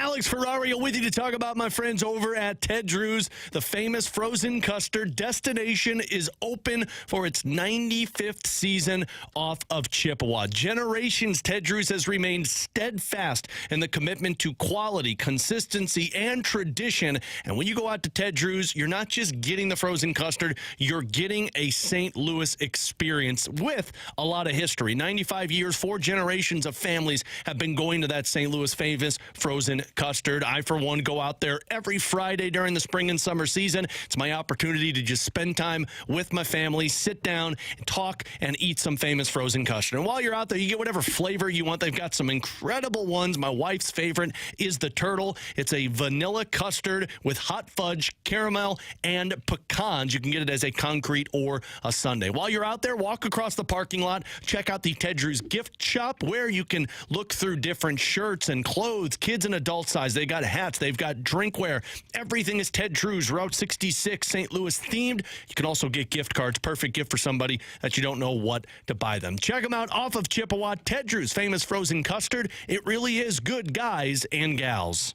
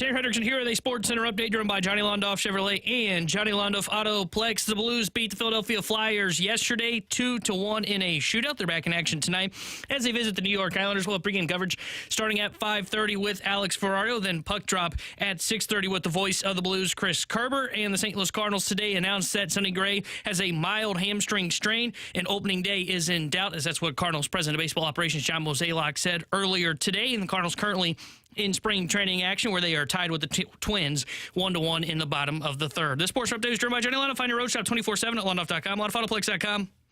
Are you kidding me?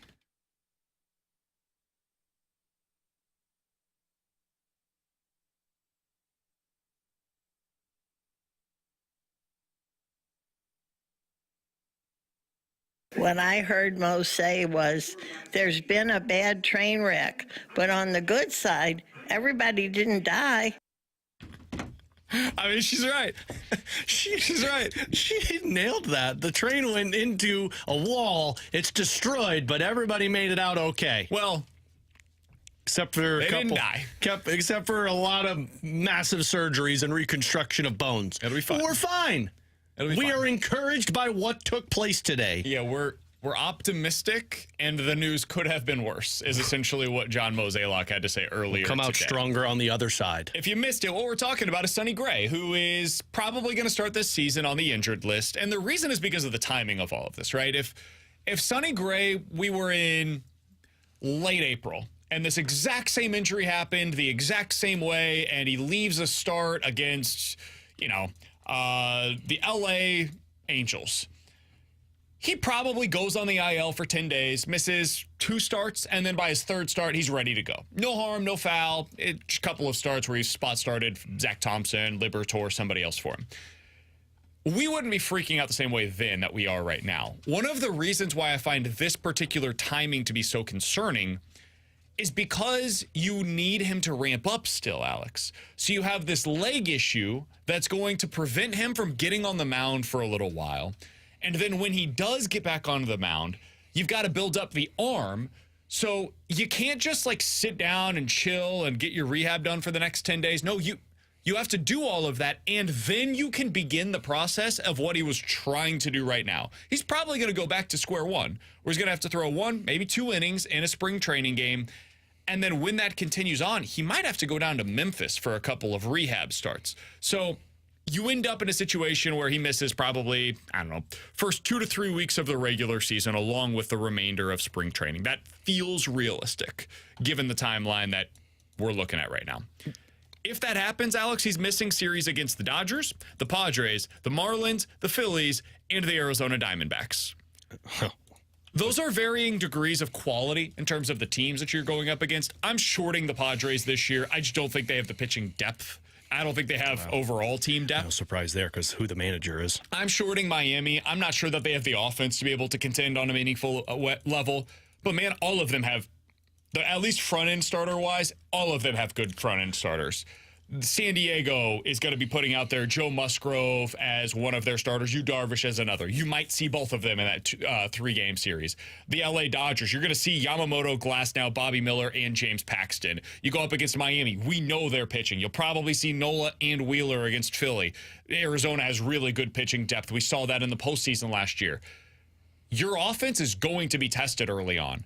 In your mind, Alex, what does this kind of an injury, who does it put the most pressure on? Is it the offense to be able to go up against these kinds of solid pitching teams? Is it the other starters that need to step up now? What is it in your mind that has to step up the most? I believe it's the offense. I look at this and I say, what Mo is telling this team right now is we're not going to upgrade our pitching staff, which means our pitchers are just going to go out there as is. Your offense needs to win these baseball games for the first month until Sonny Gray is back. And that's a lot of pressure to put. Now, look, the expectation is high for this offense. It should be as good as we're thinking it should be. But what this tells me and the pressure that it puts on this offense is you're probably going to be in games where the other team is scoring 3, 4, 5 runs in the first 4 or 5 innings. You better go out there and outscore them, because we don't have a stopper to step on the mound in a stretch to get you back on track. I think it puts a ton of pressure on this offense that has to be 2013-esque. Say, I think I like the offense one, but I've always felt they were the most under pressure, even with Sonny Gray. It's why, like, if you end up seeing my top 20 Cardinals list, there's a lot of offensive guys in the top 10. Me too, I think. Yeah. The reason, though, I would kind of pivot and say it goes to Miles Michaelis is what you said, that they don't have a stopper. The whole reason, like, an ace matters in the regular season isn't because you're getting the great performances you get from an ace in the regular season for 30 to 32 starts is important. But the most important thing that matters, and we heard Adam Wainwright kind of say this in a cut that we played from an interview we did on MLB Network Radio or MLB Network a couple weeks ago, is they're the guy that says the bullpen can take a bit of a day off today because I'm going to go 6-7 innings. I'm going to shut down the other team. I'm going to get our bullpen fully rested, and I'm going to be able to make sure that we come out of today with the best chance we possibly have to walk away with a victory. And they didn't have that last year. I don't even know if they really had that 2 years ago, where if things started to go wrong, they had no way that could stop the bleeding. Think back to June of 2021. When I think it was Flaherty got hurt at that time when he'd been pitching pretty well, and they had nobody. Carlos Martinez wasn't there. John Gant's walking the world. Ponce de Leon's walking the world. They had nobody that could just go out there and shove for 6 innings and say, we are not losing this game, and our bullpen can rest for a little bit. And when you don't have that, that's when losing streaks start to occur. I think it's the starting rotation that's put under the most pressure, and most specifically Lynn and Gibson, actually, that are put under pressure. Because... man, I'm trying to think of a comparison of a team that has won with what you're talking about in the Cardinals rotation early on. Michaelis, Lynn, Gibson, Matz, and probably Thompson. What's the comp for that? AAA team. Well, I don't think they're that bad, but for a contender, you're talking about. I mean, if Miles Michaelis has a bounce back season, cool. He could be a guy that at masquerades best is as a number two, right? We saw this a couple of years ago, and I do think we undersell sometimes the possibility that he could return to that form. But it's a big bet to make, and the Cardinals are not only hoping for it now, they're counting on it, that he's going to be that guy. Lynn and Gibson, I mean, you signed them to be innings eaters, and now the innings are not enough. You need those innings to be high-level quality. Otherwise, you're going up against the Dodgers, and, like, Tyler Glasnow is going to be going up against Lance Lynn. Think about that. Kyle Gibson is going to be going up against, like, Joe Musgrove. Kyle Gibson's going to be going up against other teams' number 2 or 3 starters, and you just don't match up against those teams right now when you look one-for-one pitching matchup. So the hope was going into this season, your rotation would buy you time. They would do for the Cardinals what Jordan Binnington essentially has done for the Blues, which is, okay, we're going to try to play to an even draw at even strength for the Blues this year, and Binnington's going to be a big part of that, and then hopefully our power play can put us over the top and win us enough games. The Cardinals are hoping, hey, early on in games, if our offense is scuffling, get us through the first 4 or 5 innings, make us feel like we're still in it, because there were way too many games last year where the Cardinals were just done by the 4th inning. They were down 5-0, and you weren't coming back. Or Drew Rom the first. Exactly. Hey, Lynn, Gibson, can you buy us some time here to get our offense going so we're down 2-1 instead of 6-0 or 6-1?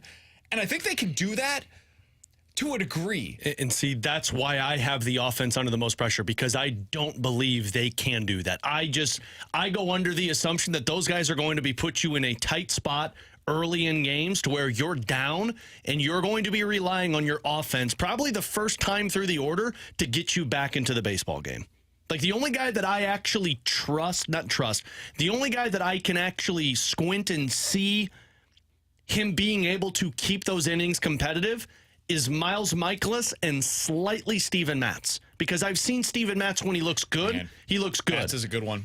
But I was under the assumption the moment Lance Lynn and Kyle Gibson signed that these two guys were just going to be starting, and you knew that you were going to get 6 innings, but it was probably going to be a 5-run game for the other side.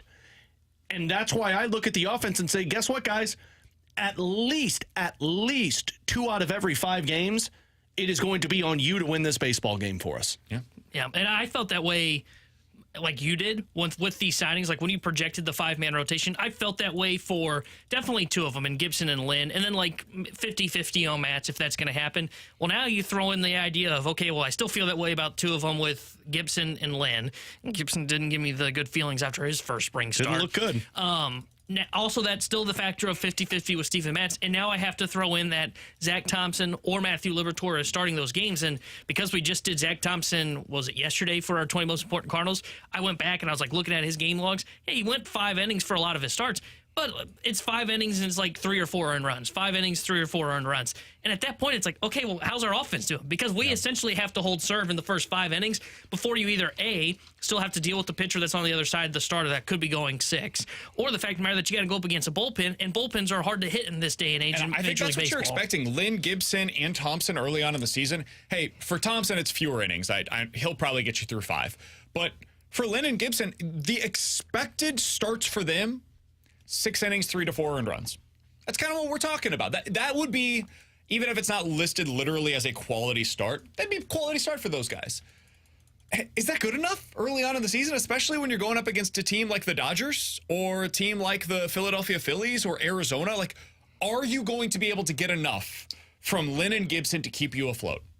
And if the answer is no, and they have to be pulled earlier from games, well, now you are doing what you did a year ago that you didn't want to do again in 2024, where you're relying too much on your bullpen. You're putting them under the microscope, and now you're getting to the underbelly of the bullpen, where we see guys like Fernandez and Riley O'Brien in high-leverage spots, and it's like, oof, man, we're in mid-April, and I feel like this bullpen has been tested more than we wanted it to. I like a lot of what they've done in the bullpen, but I mean, every bullpen, you get to number 6 through 8, and if they're putting themselves into big-time situations or they're having to throw regularly in the 6th and 7th innings, you're not going to like what the results are in those situations. So I am the one, strangely enough, that is optimistic about this Cardinals team. Still? Were you being sarcastic when you said that? I'm serious. Of the 3 of us, and I would say even relative to most of our text line, I like this Cardinals team. I liked this Cardinals offense. Sonny Gray going down is a huge deal. I know that it's not for the entirety of the season, but I would also add that hamstring injuries linger, and this is something that, while today might not look serious, when he comes back, you got to wait, because if you come back too early, we see this in football all the time. Dude, that hamstring can retweak like that. You saw it all year long, T-Bone, this year with Cooper Kupp. He'd come back, not quite ready. Come back, not quite ready. Come back, not quite ready. I hope and pray that that does not happen with Sonny Gray, but you don't know. And if they're not going to go out there and make other moves, and Mo confirmed this morning, that's not something we're interested in right now unless something changes. And if something changes, it's going to take time for that. And by that time, I would assume Montgomery and Snell are no longer available for you. I just have serious concerns about this rotation. I've been saying it all offseason. I've been sounding the alarms. We all have. The number 2 starter situation is a real problem for the Cardinals, and they don't seem to be taking it as seriously as they should be. I thought maybe this would be the thing that does it. If this doesn't do it, it's not happening. They're not concerned about the number 2 starter situation at all. Coming up next, the Junk Drawer here on 101 ESPN.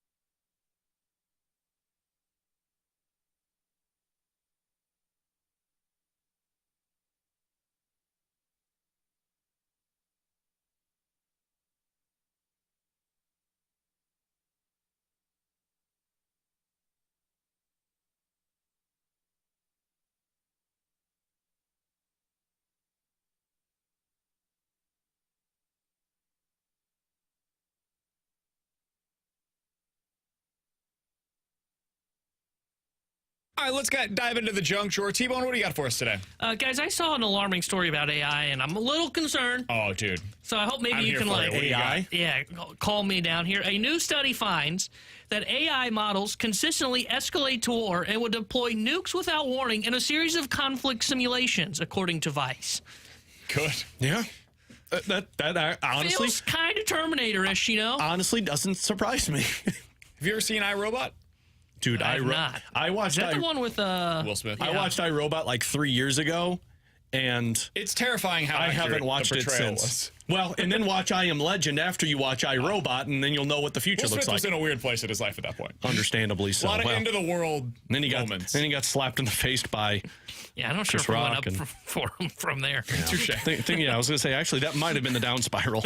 Independence Day was at the up. Well, yeah, that was at the very, very beginning. Yeah. Bad Fresh Boys, Prince, Bad Boys 2, Well, Bad and then Boys for he had Life. Wild Wild West in there, That was a which good movie. Don't tell me I otherwise. love it, but people don't like it. Never seen it. All of course. this stuff scares the hell out of me. This AI, like we are officially into the AI revolution, I guess you would say. It's implemented into every aspect of our life. We don't realize it a lot of the time, but it's a part of our everyday lives now. And we have no idea where it's going and no idea what the long-term consequences are to what we're doing now. Yeah, man. Here's the thing. I'm going to start building a You wanna doomsday sit around shelter in on my backyard. a campfire on Friday night. We could talk about this. If you guys want to come This over is the setting for it. Oh, man. and help build my doomsday shelter. Now, here's the thing. You can't get in it. You're not allowed in, I'm not helping you then. but you can help me build it. No, this is Then you're in. This is terrifying. I saw Age of Ultron and what happens with those kind of robots. Really? That's what you're going to go to, the Avengers? Yeah, why not? That was a robot that came to life and, you know, almost destroyed the world. Yeah, but too bad there are no superheroes in this Terminator. one. I know. I should Well, be that has downside as well. I don't know if you've ever seen The Boys, but like, there's some stuff. No. Yeah, that, you know what? guys, all That's I know- actually fair. One of my There's favorite. some downside to the whole superhero thing. Yeah. One of my I don't know if you favorite. saw what. Sorry. No, go ahead. I don't know if you saw what Hulk did to a city, but it was basically Yeah, gone but by the Iron time Man he put left. him in the little shelter and had him calm down. Yeah, but remember the whole thing is like, hey, look at what you guys have done. Like, you don't realize the devastation Yeah, that but you're look- but causing. look You're at what going in and happened. saving the day, but really, you guys were the one that caused the problem to begin with. Yeah, but fast They're forward the to arsonist that Endgame. puts out the fire. And then they saved the world. Like, we're good. You just give it like 6 Yeah, years but and at what cost? well, a lot of costs. One of my favorite comedians, one of my favorite lines he has is, people keep trying to tell me to eat healthy so that I live longer. I don't want to live longer. I want to eat steaks, drink milkshakes, and get the F off this planet. He's Alex, that's T-Bone, I'm BK. Coming up next is 20 most important Cardinals for 2024.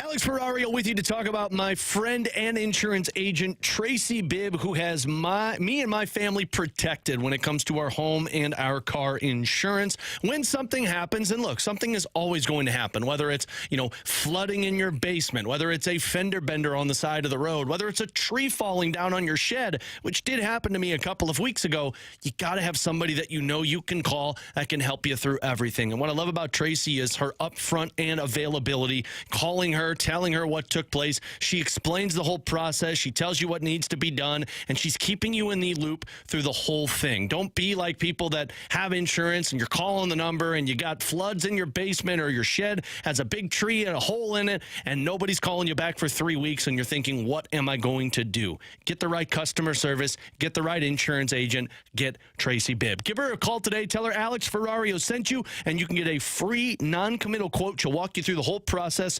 314-328-4260, 314-328-4260. It's no fib. You're always in great hands with the Bibb.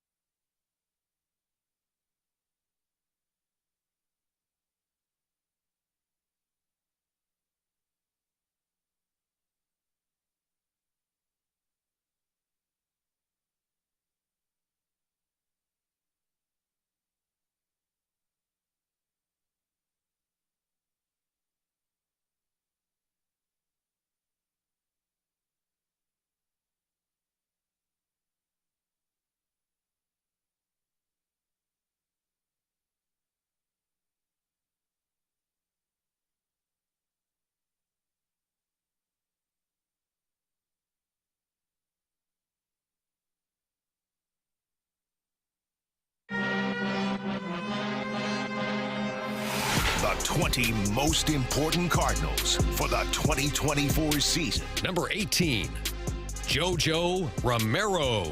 Swing and a miss. Romero takes care of Abrams on strike. Romero stands straight and delivers. Strike came out. Is 2 pitch. And Machado didn't get that. The 2-2. He got him. What a way to finish. Romero saves it for Mets.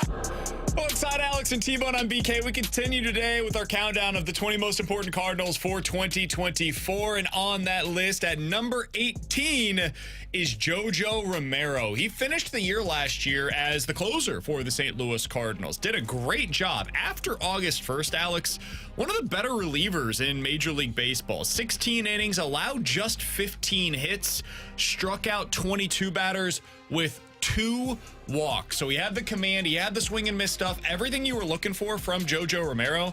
Man, he really did show it to you. This is a lefty coming out of the pen, which is something that the Cardinals really value.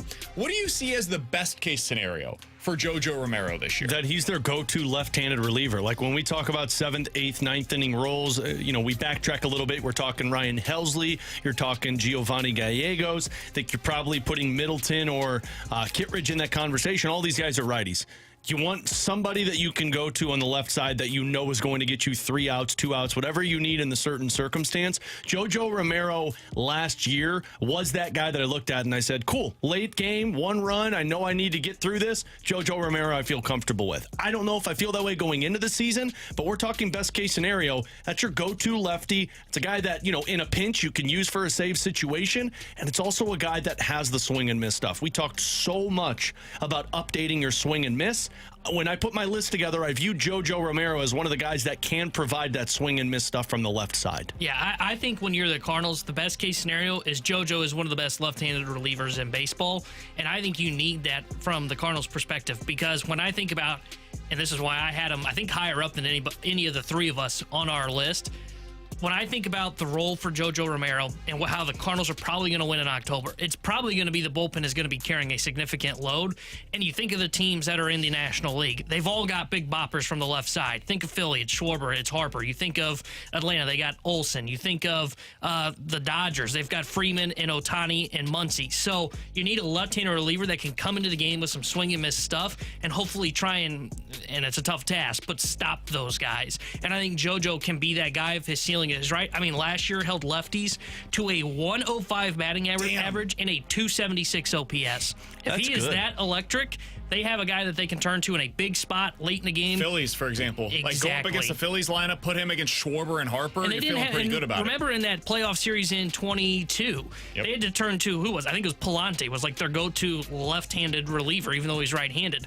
They need somebody that has swing and miss, that can go into those big spots to take on the best lefties in the National League. And if JoJo can't do it, I don't know if they've got somebody else that would be close second to him. And that's why I had him so high on my list, is because if you don't get that out of JoJo Romero this year, and you're looking towards the worst case scenario for him and for the Cardinals, I don't know who fills that role. It's not John King. It maybe could be Matthew Liberatore, I suppose. You know who I think it would be? And nobody's talking about it because he's coming back from injury. Is Packy Naughton. Oh, no, I think it's Naughton. But that takes some time. Yeah, Packy had incredible, he was good in his 4 outings last year, but if you look at his splits from, I think it was 22. I don't even he was know if really he's good ready against to lefties. go this year, though, at 100%. Because a lot of the time they say 18 months before you're back to who you were previously. So is it Palante? Maybe. I'm not even sure he's making the opening day roster. Well, but we said if Romero goes down, is Palante that guy? It's a fair person to throw out there. The problem with Palante is what we saw against the Phillies. He has a ton of contact against him. Yeah, I was saying, you have no swing and miss. On Miles Michaelis as a front-end starting pitcher. Can it work? Yeah, but you're playing the percentages here, and 2 years ago when you had the shift, I think it was more likely to work out for you than it is right now, where you no longer have that ability. Now, you've got a good infield defense this year. You should, at least. So maybe you could play into that, but I think what they would do is they would just trust Helsley, Gallegos, Kittredge, and Middleton. Those 4 high-leverage relievers that you currently have, they're just going to have to throw them into more spots where they don't have the platoon advantage. And, hey, we're going up against the Phillies. You're probably going to see Harper and Schwarber in this inning. Tough. You got to go out there and get the job done instead of us using JoJo Romero in that situation. What do you think is at stake for him this year? Based on the highs, based on the lows, and for him, and really you could say for the Cardinals as well. But what's at stake for his spot within this Cardinals? I mean, it seems so easy to say, but a job in St. Louis, because if it goes poorly for him to where you're not getting that swing and miss stuff, you're not a reliable pitcher, and somebody does take your spot. Like, let's go down the path that Sonny Gray gets healthy, and Zach Thompson, Matthew Liberatore both look good for you. I mean, you could be talking about a player that's out of a job with St. Louis. If either Liberatore or Thompson, traded, released, put through waivers, whatever that might be. I mean, it could be a guy that if Zach Thompson proves that he's got the swing and miss stuff and he's good for you for a short amount of time, Romero could be looking at back in AAA. Yeah, I think for him, what's at stake is he can solidify himself as, we always talk about who's a lock in the bullpen. Gio's been that ever since day one that he got here. JoJo becomes a lock through 2026 because he's in year 1 of R, but he'll be year 2 next year, year 3 the following. And he's cheap. pitches he's well. $875,000. He'll be like $2 million next year. He pitches well. I can guarantee you he's going to be tendered every 2 years, and he's probably going to be a guy that we always go into the season going, that's the top lefty for the St. Louis Cardinals. He has a bad year. I think it's just a bounce around guy, a guy that every now and then you'll go, oh, hey, JoJo's with the Phillies again? Wow, I didn't know that. That's what's at stake for him. What's at stake for him is to become the next Gio from the left side, because what he could be is one of the more underrated trade assets that the Cardinals have acquired in John Mozeliak's tenure. That's what happened with Giovanni Gallegos. They trade for him. It's the Luke Voit deal. Nobody points to that one as a failure. There's a lot of other deals that you can point to for the Cardinals where they trade away a position player, they go on to have success elsewhere, and you're like, damn, would have been nice to have him. Luke Voit did have some success in New York and elsewhere, but it doesn't matter because what you got in return is one of the more reliable relievers up to last season in Major League Baseball. JoJo could become that. JoJo could be a guy that for the next 3 years you're looking at, and every time he goes to the mound, you're like, we got a pretty good guy out there right now. And yes, Edmundo Sosa did go on to have success elsewhere, and hot damn, would it be nice to have him right now? I'd rather have JoJo. Given what the team needs were, given how cheap his value is for the Cardinals, I think JoJo Romero ended up being a really good deal for the Cardinals at the deadline, and it has the potential to be the kind of deal that we look back on the way that we do with Giovanni Gallegos. I think JoJo Romero has the potential to do what we were saying for the Cardinals they should have done was re-sign Luis Garcia. Sure. Because it felt like you didn't have that other guy, and it would have been cheap that you didn't really expect. I feel like JoJo Romero has the opportunity to make amends for that for the Cardinals this year. So far on our countdown of the 20 most important Cardinals for 2024, we have talked about Dylan Carlson, who came in at number 20 overall. Zach Thompson, who, if we did the list today, would have been higher for all three of us, considering he's probably in the opening day rotation. He was at number 19. At number 18 was JoJo Romero, and we brought up a name that might be prominently featured tomorrow when we get to number 17 on the list of the 20 most important Cardinals. While we do our list from the back end forward, we are asking you for your top most important Cardinals for 2024. That is over on Twitter at BK Sports Talk. We'll get to your 20 most important Cardinals list. We'll get to ours at the end of this preseason, and we'll compare them and see kind of where we differed from the audience going into this upcoming year. Coming up next, Better to Forget It here on 101 ESPN.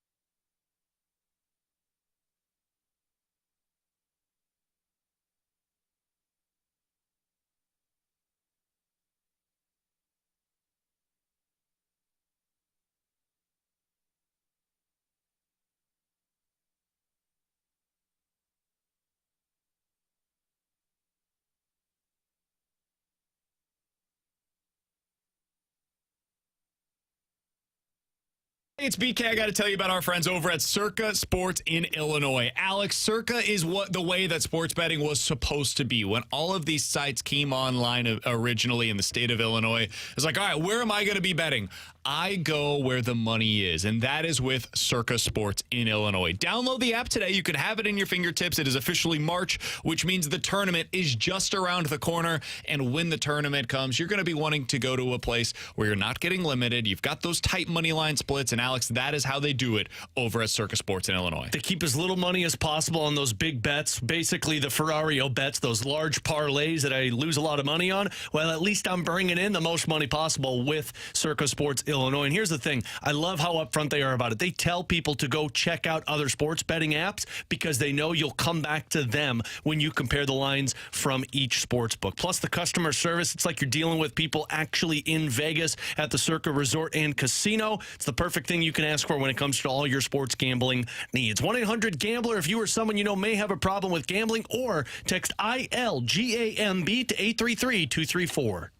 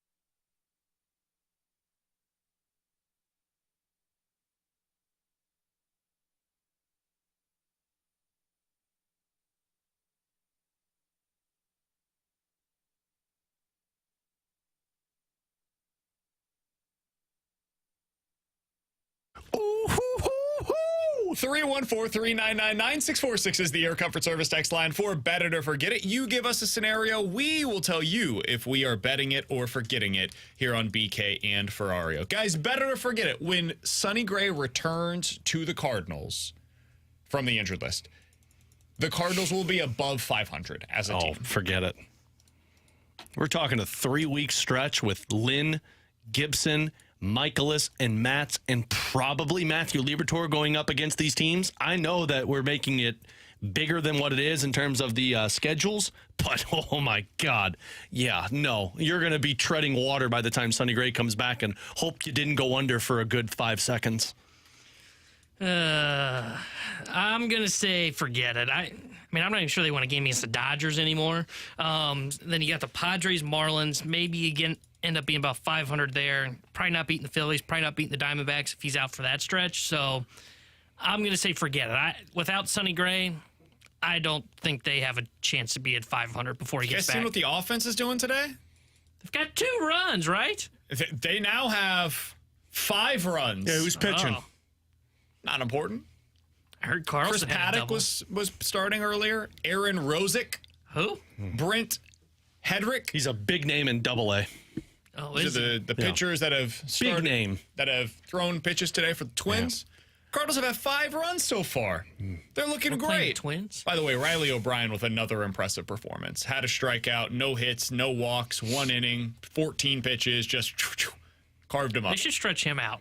I mean, oh God, I'm really excited for Riley O'Brien and what he's going to be. Easy Jordan Hicks 2.0. Michaelis also had a pretty good day today. I know he gave up a home run on the first pitch, but after that ended up giving up just 3 hits in total, 1 earned run, 4 strikeouts, no walks on the day. Looked very Miles Michaelis-y. I say all of that to say this. Yeah, they're going to be above 500. No, they're not. I'm not betting this at all. Better forget it, guys. By the start of next season for the Blues, you were optimistic because of the way their roster looks. Probably not. I don't think it started next year. I'm sorry. Is this bet it or probably not, or is this bet it or forget it? I'm going to forget it. I think that in 2025... Oh, geez, it's the Cardinals. We'll feel good about where the Blues roster is at. 2025 is next season. Yeah. I think after the end of next season, they will do some roster reconfiguring, and it'll be easier to do because some of the contracts will be starting to get towards the back end of those deals. And I think by the 25-26 season, we're really going to feel good about where the Blues are at. Yeah, I'm going to forget it as well. I didn't even come into this season with all that much of expectations for this team. Well, so far I've been about right. Not as bad as last year. I would forget this. I have a tough time seeing where they end up having such a great offseason that I come into the season feeling like super optimistic. Maybe that changes, but I would be stunned by that. I'm going to bet this one. No surprise here. I do think, though, that there will be one significant move at this deadline, one blockbuster, not deadline, offseason. I do think there will be one blockbuster move that brings a player in, i.e. what they did bringing Braden Shen in.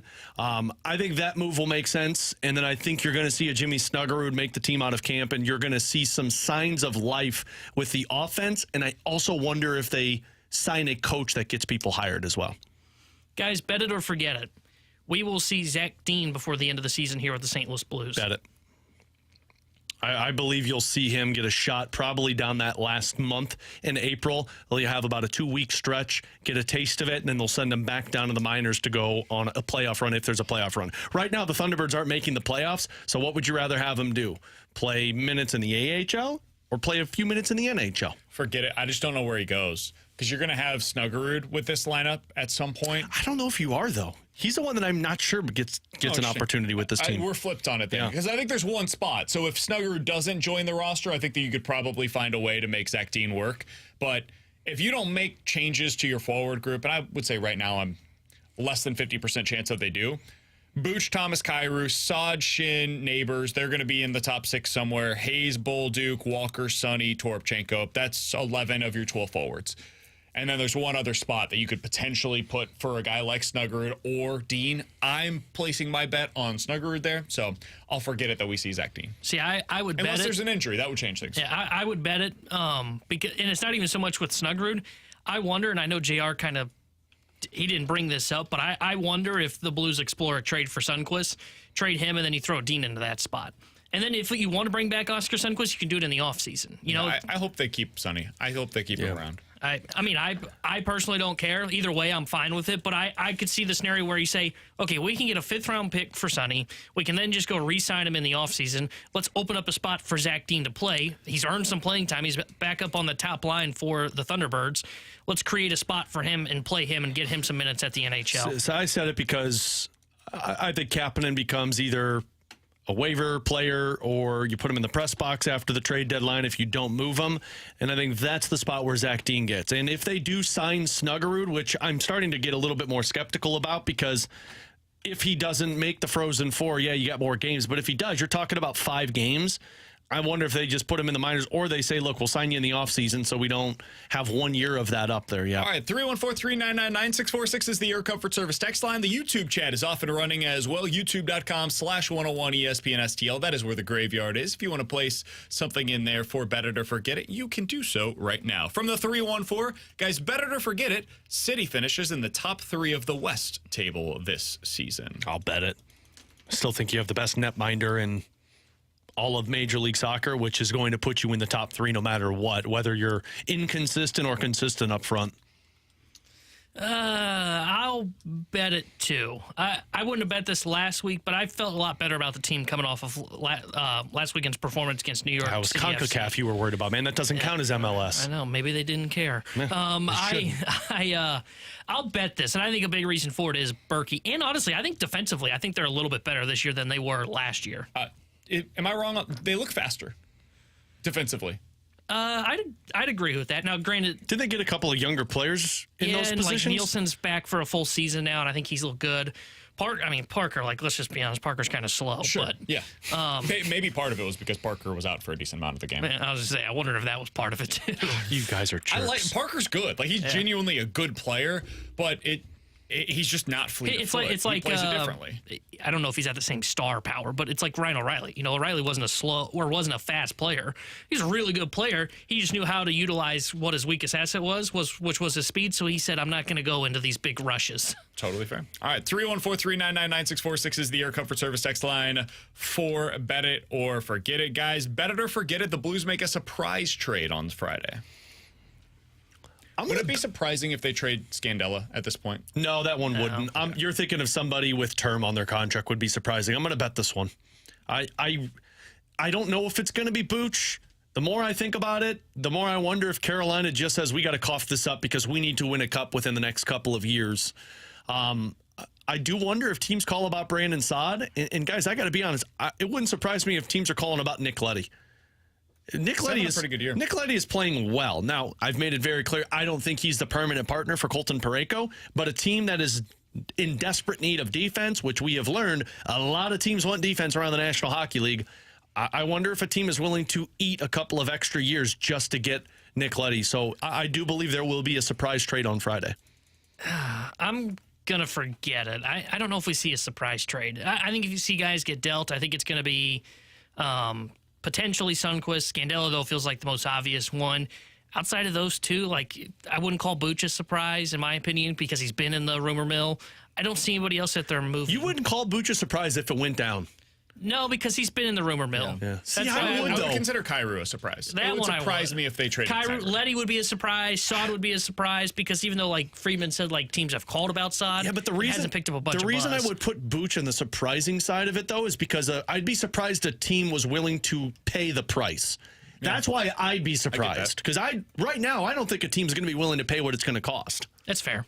That's fair. But I view it because he's been in the rumor mill. It means at least teams are exploring it. Yeah. So I wouldn't necessarily call it a surprise. Yeah. 314-399-9646 is the Air Comfort Service text line for Bet It or Forget It. I do not think we'll see a surprise Makes sense. trade by Friday. Guys, Bet It or Forget It, the St. Louis Blues next year will be competing for the playoffs. Oh, I'll bet that one. I think you're going to have more goal scoring on the team next year, which is going to improve your 5-on-5. If you could add one thing to the team prior to next year, what would it be? Either a top 6 goal scoring winger or a top pair defenseman for Colton Parayko. What would be your priority? If you knew going into the If I knew I was offseason, only getting one of them, because I have Snuggerud and more ice time for Bolduc, I would say the priority is get a top left-handed defenseman with Colton Parayko. That would be my priority if I could do it, because now I'm tightening up my defense even more. The top left-handed defenseman is going to be somebody who can provide offense, which is going to help your offensive opportunities. So that would be mine. Interesting. I'd actually go the opposite. Even though, I totally agree they need a left-handed defenseman with Parayko, I would say I saw Parayko, no offense, Letty, carry Letty this season, that I can get away with it for another year or two. You could literally carry him on his shoulders. Probably true. But to the point of you and I carrying T-Bone on our shoulders. I don't think you could. Don't challenge me. I think you need to add some weapons with Robert Thomas. That seems to be the goal. I mean, when we talked to Army last, and I remember how long ago it was, but he brought up hey, we need to get wingers with Robert Thomas. So I think they'd go that route, but I would forget this because I think there's going to be a lot of learning curves next year with Snuggerud coming up, with Dean potentially being here, even Bolduc still for that. And also the other reason to add a winger, I don't want to put Snuggerud on the top line for a full season. I think Kairu's here. I still think he's not going to be on the top line. I think you need to season him kind of like they did with Kyrou and Thomas originally, which was, hey, go be our second line. And if we think you're going to end up being a really good player like they thought with Thomas and Kyrou, then we'll start to bump you up. I think there's a chance they're actually worse next year in terms of the results than they are this year. I think the experience of watching them will be better, though, because you're gonna understand going into it, hey, we're building around Snuggerud. We're building around, maybe Dvorsky gets here mid-season or something like that. We're gonna see Zach Dean next year. These are guys that aren't fillers. It's not just somebody that's gonna be here for a year or two while we're trying to get through this transition period. Next year is when you really start to see the young guys filter into what you're doing, and that's going to come with some games where it just does not look good. Worse even than this year it has. So I will say forget it. I don't think they're competing for the playoffs next year, but that's not inherently a bad thing. It could be a situation where they're worse in terms of their results, but better for their long-term outlook. All right, coming up next, I want to react to one of these Bet It or Forget It's that was sent in from the 314. Bet It or Forget It, Drew Bannister will be hired as the head coach for the St. Louis Blues this summer. We'll talk about that and the NHL's problem with firing coaches. I think there's been 8 coaching firings this season. We'll get into it next year on 101 ESPN.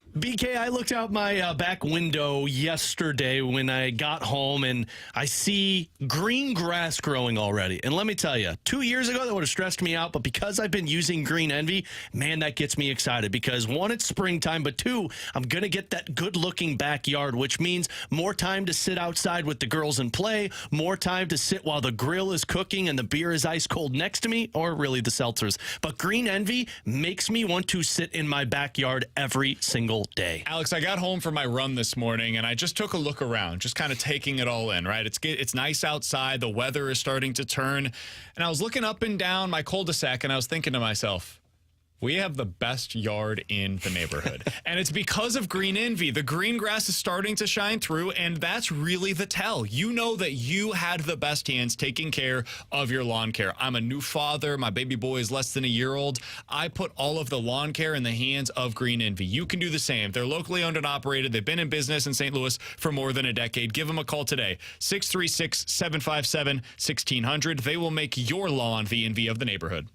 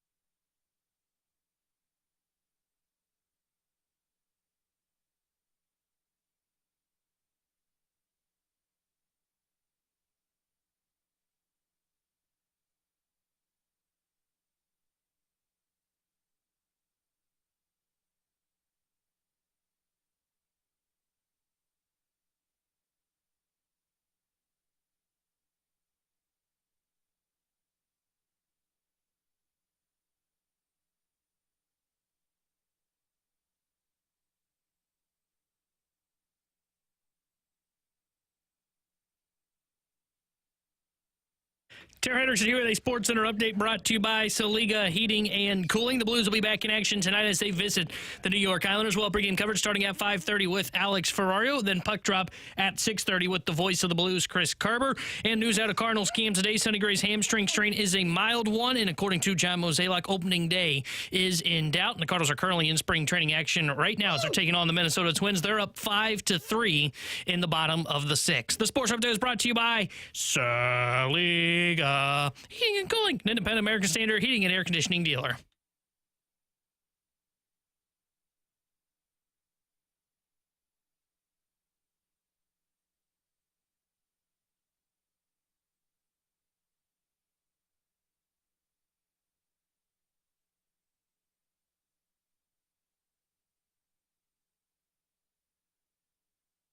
The NHL has a coaching firing problem. The latest to do so was the New Jersey Devils. Their GM was talking to the media a little bit earlier today and said basically the exact same thing that Doug Armstrong did, which is, hey, a good man lost his job today because we didn't do ours, which is amazing because it's, again, one for one, the same verbiage that we heard here in St. Louis when Craig Berube was fired.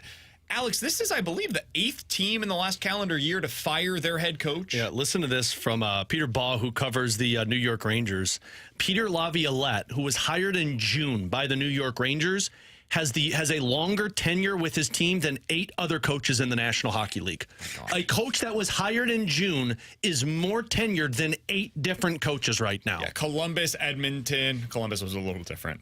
Weird situation there. You know, Minnesota, St. Louis, Ottawa, the Islanders, the Kings, and the Devils have all fired their coach since mid-September. It's a crazy thing that's happening. I mean, that's a quarter of the league that has fired its coach since September of last year.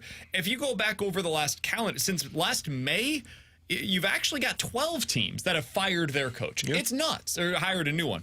So, Alex, this gets back into the Drew Bannister conversation and whether or not the Blues are going to take the interim tag off of him and install him as the new head coach. I think there's a bigger conversation to be had, though, of, man, what's the value of a head coach in the NHL nowadays? Because I can name 5 or 6 of them that I think make a real tangible difference and help you both schematically and with the enthusiasm, like all of these different things that they bring to the bench. But there ain't a whole lot of them. I can say that about. It feels like it's kind of going the way of the NBA head coach or the Major League Baseball manager. Yeah, I think the best head coaches in the NHL, and this is why I loved Craig Berube, they know when to get the right players on the ice at the right time in mismatches. Whether you're on the road or home, you know when to get the right players out there so you have that mismatch and score the goal. But really what we're talking about is a motivator. We're talking about a head coach getting the best out of your squad and having them, quote-unquote, invested. John Cooper has been able to do it, but think about it. That core has been in place since John Cooper took over. Jared Bednar has done it. That core has been in place since Jared Bednar took over. Rod Brindamore has done it. But that has also started to question what's going to take place with Jared Bednar because the team has not been succeeding. But it's all about motivation. And this is why I hate when you have to fire a head coach. And Greg Wyshynski, who tweeted me back yesterday when I quote tweeted and said, I think the NHL has a firing problem. He said, no, it's a salary cap problem. And I understand what he's saying. It's what you can't change the players. You got to can't fire a team, so you got to fire a coach. But that's where you're at. Now, I would keep the salary cap in place. I think all teams in sports should have that salary cap because it creates the excitement. But he's right. Like, you fire a coach because your team's not listening. And in an ideal world, Doug Armstrong, before he would have fired Craig Berube, would have identified the problem, whoever it was, and said, get out of here. But you can't do that. And New Jersey, They were chanting Lindy Ruff's name last season because the team was making the playoffs, but they were a Stanley Cup contender, and it fell apart. The L.A. Kings invested in a big trade because they needed a cup, and now they're underperforming, and you fire the coach. This has nothing to do with Craig Berube, Lindy Ruff, Todd McClellan being good coaches. It has everything to do with the team looked at it and said, well, they're not playing for him, so we've got nothing else to do. We got to fire a coach to try and get back into the playoffs. Do you guys know how many coaches have been in place since 2021? Oh, dude. 2021. Oh, I would have. So there's 32 teams. Prior to March of 2021. That's my cutoff. Say that again? Prior to March of 2021. So they've been with their team for at least, I guess it would be... So from March 2021 till now? 3 full years. How many coaches have been 10. with their team? That's my guess. I think it's a little more than that. I'll say 14. 5. Oh, my God. 5 coaches. Let me see if I can guess them. Colorado, Tampa, Pittsburgh. You mentioned one of them already. Brendan Moore. Oh, yeah, Brendan Moore with Carolina. Oh, my gosh. Other. I have no idea who the other one would be. It's another guy that's been talked about as a potential firing candidate after the season, depending on how it goes. Sheldon Keefe. Oh, yeah, with Toronto. Jesus. That's it. Beyond that, the sixth longest tenured head coach in the NHL right now is Don Granato, who's with the Buffalo Sabres, and he was hired in March of 2021. He'll be fired after the season. The only guys that you can add to that list, if you just want to go through, like, okay, so what about the guys that have had their job since 2022? Okay. Arizona's coach, Seattle's coach, Buffalo's coach. So it's 8 coaches that have had their job since at least the 2022 season. And I can almost guarantee you I don't think Seattle will fire their coach, but all the other teams will probably fire their coach by the end of the season. 3/4 of the coaches in the NHL have been hired at some point in the last 2 calendar years. Yeah, it's a problem, man. That's crazy. And I think it does speak to, as much as we loved Craig Berube, as much as you'll love whoever the next coach is here that wins in the NHL in St. Louis, and this is how it works. Like, unless you are one of the guys, and I'm talking like Colorado, and you got to have the superstar that you're tied to, or Pittsburgh, the superstar that you're tied to, Tampa Bay, the superstars, plural, that you're tied to. Unless you're one of those, or your name is Rod Brindamore, you don't have staying power in the NHL. You're going to be fired at some point in the next 4 years. You are basically a graduating class. That's what you are. Instead of what we saw from Theo Epstein, where he had the 10-year rule, right? Never stay in a place for more than 10 year rule. The NHL has a 4-year rule. If you were there for more than 4 years, it goes stale. I don't know why. I think it's ridiculous that that's the case. But your explanation and Greg Wyshynski's explanation are both reasonable, man. I think there is a salary cap problem. It's not really a problem. It's just it exists, which means that it's harder to move these players, especially with all the no trade and no move clauses that exist. The other thing, though, is the job of an NHL coach. I would love to hear from Jamie, like, his perspective on this, because he coaches. But I would say, from my perspective, it doesn't seem like there's as much that they are involved with on a game day situation as like an NFL coach, right? You're not calling the offensive plays every single play. You're not calling the defensive There's only so many ways you can play. Zone defense, man defense. Whoa, man. You know, like, we heard about this during the offseason where the Blues were going to switch things up. They were getting wild and crazy. We're going to a zone. Okay, well, they did that 5 years ago. Now they're going back to it. It's like there's only so many different things that you can do in the NHL. Can you improve the power play? Absolutely. Are there new and different things that you can always be experimenting with? Yes. But a lot of it is, do you have the right timing with changing of the lines? Do you have the right motivation tactics? Do you have the ears of your players? Are you a good listener? Are your interpersonal communication skills at a high level? Like, these are the things that tend to matter the most with that job. And that stuff can run its course really quickly. Yeah, I mean, can you get your players to invest in what it takes to win a hockey game? That's what the job entails. Drew Bannister has been trying to get this team to invest in forechecking, and they're still not doing it. Let me read you this quote from the general manager of the Devils today, Tom Fitzgerald, who was talking with the media. This, to me, paints the exact picture of what the problem is. Accountability isn't always taking a kid and sitting his ass on the bench. He went on to talk about the players specifically, Alex Holtz, who's a top pick for them. They're expecting big things from him. He's not having a good year, and his role will improve if he improves on certain aspects of his game, board battles, and puck decisions. So basically, Lindy Ruff was fired because their players weren't investing in what it took to win, and the player is not deciding to play the winning style of hockey, so we got to fire the coach to go get a new coach to hold that player accountable. Can I translate that? Sure. We don't have a goalie. Well, I mean, I could have told you that. I know that is... And we haven't had our best defenseman all season. I understand why you say that, and I believe there's probably some truth. I haven't watched a lot of Devils hockey, so I have no idea who the player is that he's referenced here, but... You dirty devil. Nice. That was good. I have to imagine the bigger problem for them, and we don't have anybody in net, and we got a problem here, so yeah, I'm going to point to the other problems that we've got. Akira Schmid is not leading us to a Stanley Cup this year. Yeah. Fire Lindy Ruff. Now, the Blues, they do have this problem, and it is something that I am curious about, is like, how do you fix it? That's the accountability part. I don't think it is. You can't, sure, you can sit them. You've done it 3 times with one player. What are you going to do? The guy's making $8 million bucks, and he's got that for the next 7 years on his contract. It's coming his way either way, man. You want to trade me? Cool. Go ahead and trade me. I'll just go play somewhere else for my $8 million contract. Yeah, I'll go do exactly what I've been doing here. I'm a point-per-game player. I'm going to be here before you. I'm going to be here after you.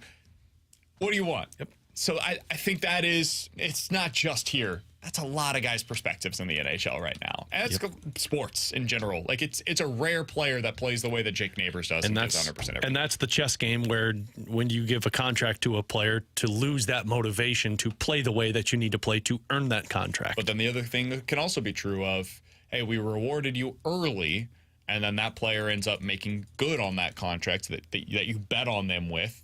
And you hope that they produce at a high level and they outproduce the contracts. That's Pavel Buchnevich. Pavel Buchnevich got a deal before he probably should have. He jumped the line because of the RFA status, and the Blues are now paying well below what the market value should have been for him. Welcome to playing craps in the NHL. He's Alex, that's T-Bone on BK. The Rewind is next.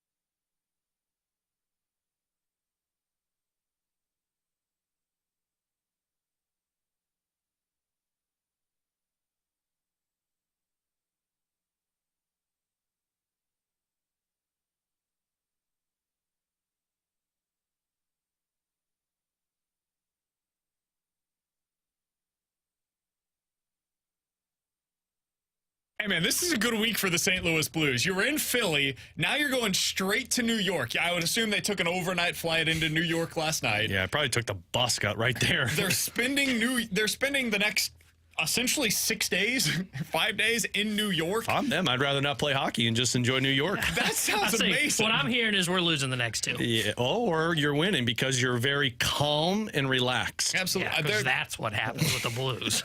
Do they stay in Long Island or do they stay in the city? Yeah, they stay in one place and they travel. I think they just travel because it's only like a couple of hour bus ride. Good for them. Yeah. That's this whole trip. And then you end it with Boston.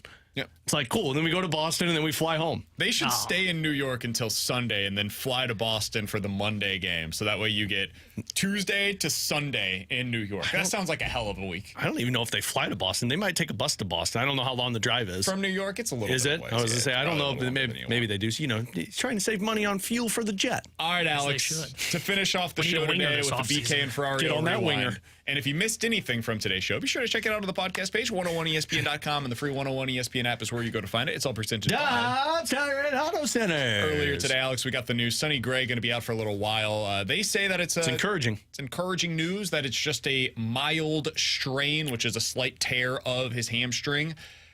Alex, what was your biggest reaction to the news today? I'm glad John Mozeliak put us all in our place and told us that, look, if this was more of an alarming update on a torn hamstring, we would go out there and investigate the market. But Mo put us all in our place and said, look, this is an encouraging sign. Now, he's probably not going to be ready for opening day. Who knows if he'll be ready the opening week. But it's an encouraging sign that forces us not to have to worry about going to the market. So you know what? Good by him for putting us in our place. Yeah, it's concerning. I don't care what Mo says.